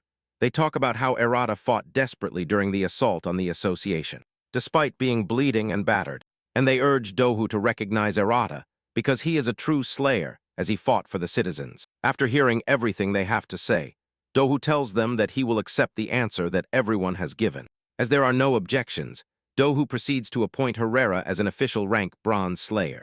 Daju tells him that he will live under the protection of the Navy Guild, and Ray lets out a sigh of relief, because in the end everything has turned out well. Kumigari walks past Ray and tells her that he only did what he did because Arata saved his sister's life, and that he doesn't like to be indebted to anyone. Dohu tells Arata to keep fighting for the people as a slayer, and to show them his determination and his achievements. However, he warns him that if he ever forgets, the association will judge him again. Once everyone agrees, Dohu decides to focus his attention on Rio, and Ray, responsible for Arata's escape from prison, and even sends him to the front lines without permission. Shortly after, Arata finally leaves the hearing and later obtains his Slayer badge. Meanwhile, Toyo stays at Rei's house. Although Arata never wanted the badge, he had no choice but to accept it as it was. When he returns home, he finds a stack of utility bills waiting for him in the mailbox, and it is then that he finally thanks heaven for having become a hunter, because by no means would he have been able to pay his bills. Arata continues to sort through the envelopes when suddenly a girl lunges at him from the side. The silver-haired girl tells Arata that she has been waiting for him and seems absolutely thrilled to see him. As Arata is totally confused about who she is, she grabs him and asks him if he will allow her to dissect him. She looks like a disturbing person as she urges Arata to show her his insides. Arata gets scared and pushes her away with his soot power, but this only excites the girl even more. She pulls out surgical equipment while drooling and tells Arata that she cannot wait to get into him. She lunges at him again, but before she can reach him, Ray knocks her down with her power. Fortunately for Arata, Ray appeared just in time because she already expected something like this to happen. Ray holds the girl down and asks her if she hasn't heard the information Dojo conveyed to her. Ray assures her that she is aware and that all of this has to do with them going to the Research Institute. The next day, when Akira hears them talking about the Research Institute, she finds out who the girl is. Apparently, she is the director of the Lager Research Institute, and her name is Akikebo. The next day, Arata finds himself in Akira's laboratory answering her questions. He gets scared here when he hears how she has created a rift and even managed to use Rich News's power. He immediately becomes interested in what is happening inside Arata's body. Arata tells her that many things have happened that he has not yet been able to clarify, but that he has several plans. However, she tells him here that she can no longer restrain herself and immobilizes him to gain unrestricted access to his body. Arata cannot believe what is happening to him and concludes that he should not have told Aquilo about his powers. At that moment, here activates her ability, called Virtual Autopsy. This is a non-invasive dissection that uses the water mirror scalpel, which allows dissection without damaging the subject's body. Arata is still scared when Ray appears, who tells him that here can be difficult to deal with, but that her ability is authentic. Ray assures Arata that he can trust here when it comes to this. In fact, Ray tells Arata that she was also afraid of here the first time. Arata demands to know what kind of ability here has, because it is the first time he has seen this kind of ability in a hunter. Here, for her part, is totally impressed by what she sees in Arata's body. She reveals that Arata's body structure is totally different from that of a normal slayer. Here says that Arata has the same origin as a mage, because his traits are similar to those of a mage. Arata then mentions that he still doesn't know anything, but he feels that the power is settling in his body much more than before. Here tells Arata that his body is the key to opening the door to the demon realm. Arata is surprised to hear this, as he has no idea what they mean. Here then asks him if he knows what a magic rift is. Arata explains that it is a rift through which dark souls come out, which is basically like a dungeon that disappears once the boss inside is defeated. Here confirms this, saying that it is like a time-limited dungeon. But she tells him that there are structures within that clearly show an altered history, and that some magi can speak the human language. She mentions that there are some who even form groups with specific objectives. This means that they not only encounter rifts, but there is evidence that they have their own world. Here tells Arata that the magic rift is simply a passageway for dark souls coming from the demon realm. Here confesses that they do not yet know much about this, because everything she says is based on a hypothesis. Here tells Arata that there is a way to get from the magic rift to the demon realm, and that he has to find that route. Basically, the key to the origin of magic rifts lies within the demon realm itself. Arata finally understands that he is expected to locate the guy residing in the demon realm. Here then tells Arata that there is something else about his body that worries her. She mentions that in his astral body and in the circulation of Li, she saw the color of someone who was not him. She believes it is something separate from rich news, which surprises Arata. However, here tells Arata that she does not know much about this, as he is the first of his kind she has encountered. Rei asks Arata to be careful, because even if he finds a way, no slayer has ever gone to the demon realm. Rei says they have no idea what is in the demon realm, or even if their existence will be permitted there. Arata assures them that he is aware of the danger, but believes that if he does not go to the demon realm soon, nothing will change. Here tells Arata that she understands his point of view, but tells him that they will have no problems if they know the method. Nevertheless, Arata tells the two that he has no time to waste, and that, moreover, there is only one way to find out how to get to the demon realm. Here immediately asks him what he means by that, and Arata replies that he has to force Rich News to give the answer. Arata says he has been thinking about it, and that it seems Rich News needs him, which will be a problem if he actually dies. Arata asks Aki if she can perform medical treatments and surgeries, and here reveals that she was the one who operated on Rei's wounds. As soon as Arata hears this, he concludes that he can put his plan into practice. Without hesitation, he plunges the sword into his neck and immediately passes out. Without wasting time, he finds himself back in Rick News's space. Rick News cannot believe how idiotic Arata is, and Arata mocks him, saying he was sure he would come out because he cares a lot. Rick News reprimands Arata, saying it is not his will, but since they have met to talk again. He agrees that Arata's idea was not bad. Rick News is surprised that Arata is planning to go to the demon realm, and Arata insists Rick News to tell him, as it will be good for him too. Rick News tells Arata that he has other things to do, and that, moreover, he is still very weak.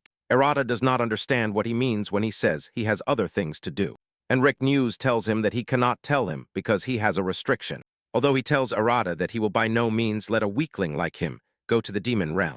Arata furiously draws his weapon, saying he is tired of how Rick News acts. Arata says that he is going to the demon realm to stop the rifts, and that he does not care what means he has to use to get there. Rick News laughs upon hearing this, and praises Arata for having such a big mouth. Nevertheless, he decides to play with Arata. He raises one of his fingers, and a dark cloud erupts into the space, causing Arata to begin to tremble. Rick News reveals that he can only use one hand, and Arata is already trembling from this, although it would be a shame if he died. Rick News lets him know that he has no choice but to do so, since Arata is serious about the risk of losing his life, and tells him to show him everything he has right there. Arata gets angry at this, but prepares to fight Rick News. Rick News gets excited about this, and urges Arata to show him his power. Arata lunges at him, telling him to shut his mouth and tell him what he needs to know. Rick News laughs at him, because he is desperate to know how to go to the demon realm. At that moment, the chains surrounding his neck turn red, and Rick News tells Arata that if he wants to know how to get to the demon realm, he has to break the restriction that prevents him from doing so. Arata launches a powerful attack at him, but he blocks it with relative ease. Rick News mocks him, asking him if that is all he has to offer, and tells him that he will die right there if he does not improve his game. Rick News assures Arata that he has no intention of killing him, but that he obviously cannot hold back, as it is part of the restriction. Arata is tired of hearing the guy talk about restrictions. He calls him a pathetic guy, and Rick News agrees that, in reality, he is shameless. Rick News tells Arata to show him his power if he does not want to die before Arata realizes what is happening. He feels overwhelmed by Riknew's strength. He is pushed to the ground with blood gushing from his body, and Arata finally realizes how strong Riknaz is. Because with a single arm, he is on a completely different level. A single blow puts Arata in a painful position that makes him feel as if his body is about to break into pieces. Riknaz is disappointed to see how badly he is doing and encourages him to try harder. Arata assures Riknaz that he is not going to give up, because what he is suffering now is nothing compared to what his brother suffered. Riknew is impressed that Arata is unwilling to give up, and explains that Olin is what remains in the end, even after being burned by the flames of Hell. Riknew assures Arata that he has also given him the same power, urging him to fight with all his might. Riknew tries to overshadow Arata with his power, but Arata easily stops the attack. Arata tells Riknew that he has realized that they are using the same power, so he has simply kidnapped it. Next, he unleashes a barrage of Ojin weapons against Riknew, and Riknew praises his wisdom. However, he lets him know that he can do the same as him, and even better than him. Riknew easily blocks his attacks while mocking him, and asking if he has run out of moves. Riknew fires a lot of blades at Arata, but he raises a water shield to block the attack. He manages to do so, but one of the swords pierces the shield and cuts Arata on the shoulder. At that moment, Arata realizes something important, but Riknew mocks him and asks him if that is all he can do. He continues to provoke him and urges him to show him something good. Arata draws his sword again, but Riknew is not impressed, as he believes that the only thing Arata knows how to do is boast about his power. Arata is tired of hearing the guy's nonsense and lunges at him while preventing him from seeing with Ojin. Riknew is not impressed, as he believes that Arata is just trying to take him by surprise with cheap tricks. Riknew remains calm as a large number of weapons fly towards him. He tells Arata that no matter how many copies he makes, but suddenly he begins to regret his words when Arata appears in front of him. Riknew still believes that Arata can do nothing to him, but Arata hits the chains surrounding his body with the sword, which is imbued with Abe's water power. This immediately breaks the chains, which surprises Riknew to the bone. Arata is excited about having achieved this, and as he suspected, Riknew's control over Ojin does not work with water power. Moreover, he realizes that the chains are the restriction. Riknew laughs heartily, as he realizes that Arata mixed the water power and used everything else as a decoy. Suddenly, Arata realizes that his arm is filling with Ojin, and Riknew tells him that this is an opportunity for him to absorb all the power he can and become stronger. Riknew lets him know that it is up to him to unleash the true power of Ojin.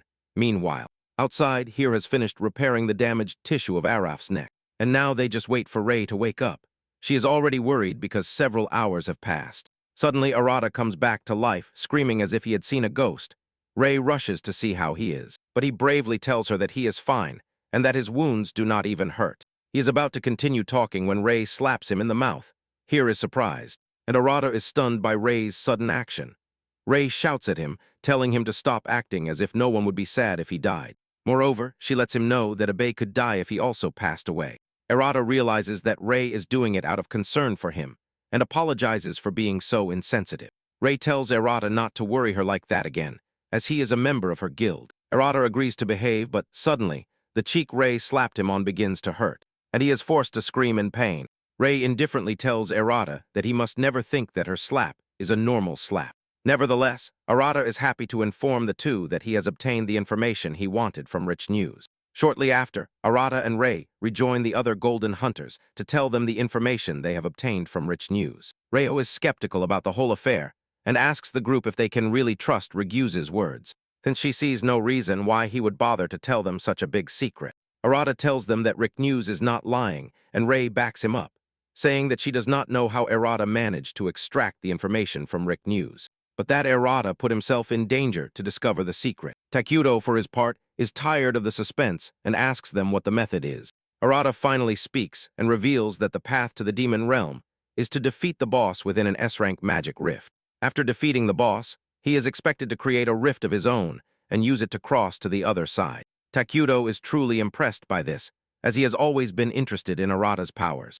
However, Doho is worried, as an S-rank rift is not something to be trifled with. He explains that if an A-rank rift has a power equivalent to the army of a nation, that means an S-rank rift is nothing more than a catastrophic class threat. Apparently, only a few S-rank rifts have been recorded in history, which shows how dangerous they are. After hearing this, Ryo concludes that carrying out a mission like that is basically a fantasy, although they do not know when one will appear. Erata is excited. Ryo then tells them that the real problem is not when an S-rank rift will appear, but that it all depends on Erata's strength. Ryo lets him know that he has no chance against an S-rank opponent. It turns out that every time an S-rank rift appears, at least 2 golden hunters are requested to handle the mission to eliminate it. As for bronze and silver rank hunters, their survival rate is 0. Despite what he has just heard, Erata remains determined to reach the demon realm no matter what. Erata says he wants the days of fearing rifts to end. Dojo agrees with him and says that, for the first time, hunters could go on the offensive, instead of always waiting for rifts to surprise them. However, there is only one problem, and that is that Erata is getting stronger. Sion immediately suggests that Erata gets stronger by participating in the Minute of Death trial, assuring him that she will be his opponent. Rei is surprised to hear this, as there has never been anyone who has attempted this against a gold rank. Ryo, for his part, is not worried, because he believes that this will help Erata to prepare well for any battle he encounters in the S-rank rift. As everyone discusses this, Erata has no idea what they mean by the Minute of Death trial. Dohu explains that it is an extreme survival trial used when one is asked to submit to a higher-ranked magic rift than oneself. Given that Erata plans to enter an S-rank rift, Dohu believes it is something he can definitely face. The Deadly Minute trial is basically a test where one must survive for 1 minute, facing 3 higher-ranked hunters to meet the minimum survival requirement for the mission. Since they do not know when an S-rank rift will appear, Doju believes they must prepare so as not to miss the opportunity when it finally appears. Although the entire trial is dangerous, Erata does not mind accepting it. Shortly after, they carry out the trial, and Erata only lasts 10 seconds, before being knocked out by a combination of attacks from Dojo, Tokudo, and Shin. Later in the Navy Guild, Rei puts on her training suit and tells Erata that he has been fighting in his own style, but that it is time for her to teach him something else. She assures him that she will instill in him the fundamentals of everything he needs to know. Instead of being scared, Erata gets excited about this. Rei then explains to him that the most important thing for an ability is the image, which must be clear, precise, sharp, and razor-sharp. Rei continues to explain in childish terms so that Erata can understand what she is trying to say. But he seems totally lost. Once the theoretical explanation is finished, she tells him to face the water wall and perform 10,000 basic skills. She lets him know that he will receive a great reward if he does quite well. Erata and Toy stand in front of the wall to begin attacking it. Hours later, the two finally finish the required number, but they are already panting like 30 dogs. Just when they think they are finished, Rei appears and tells them that they have to do 20,000 more, which leaves them in shock. Rei tells them that they will have only just begun when they feel like they are already finished. A few hours later, the two are totally exhausted and collapse to the ground, unable to even lift their arms.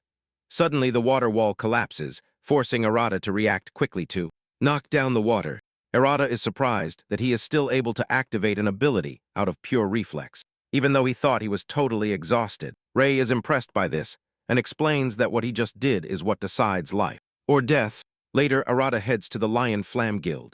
Wario tells him that he is about to cook him because last time he held back. With all the excitement in the world, Ryo reveals that the special training they are about to begin is a trial of scorching endurance. Hell's Inferno. Erata has no idea what he means until the walls of the room catch fire, and Ryo tells him that he will have to learn the fundamentals to be a slayer within this very room. There is also a table in front with a stack of books on it, and it is then that Erata realizes that he is in a conference room. Ryo tells Erata that the goal of the training is to ensure that he can maintain his composure, even in extreme situations, and still be able to analyze and think. He urges him to burn with a cold heart, and Erata is literally sweating buckets just from reading in such a hot room. Every time Erata is about to say that he is tired or exhausted, Ryo yells at him to shut his mouth and focus on the training. Ryo continues to encourage him to burn more, causing his blood to boil while maintaining his composure. Several hours later, Erata finally passes out, and Ryo congratulates him, saying he has nothing else to teach him.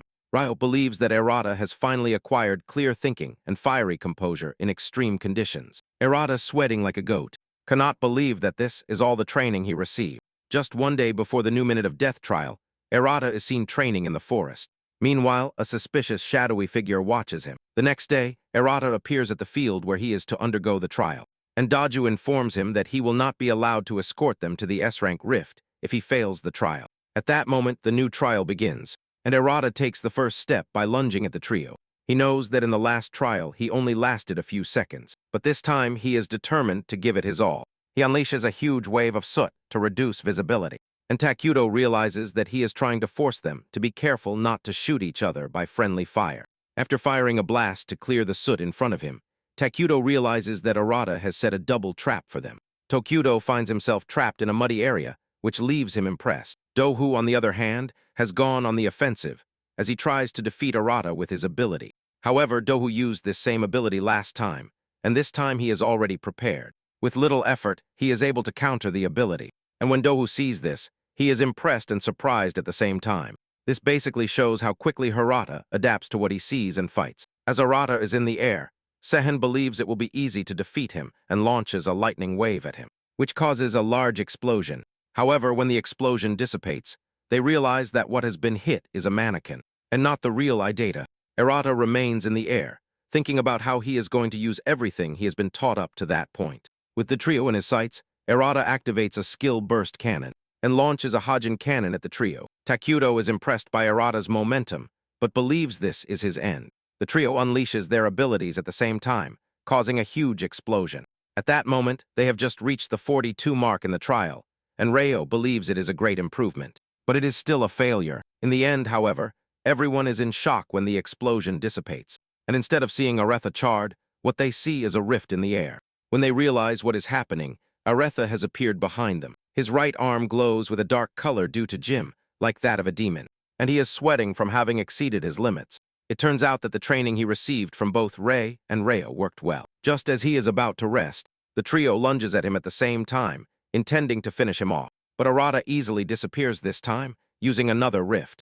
Doho is surprised to see this, and realizes that Arata has been able to acquire a new technique, and even applied it during the battle. Sion agrees with him and says that Arata's growth rate is fascinating. Even Takudo intervenes, saying that he is impressed by how the guy is trying to play with them as if they were children. Before they know it, the battle has been going on for over 10 minutes and is still ongoing. Rei is impressed to see this, because it looks like the trio is having a great time on the battlefield. 32 minutes after the trial began, Harada is finally taken down. Hiroku tells him that he has passed with flying colors. He adds that it has been a long time since they had so much fun, and that Arata has given them that opportunity.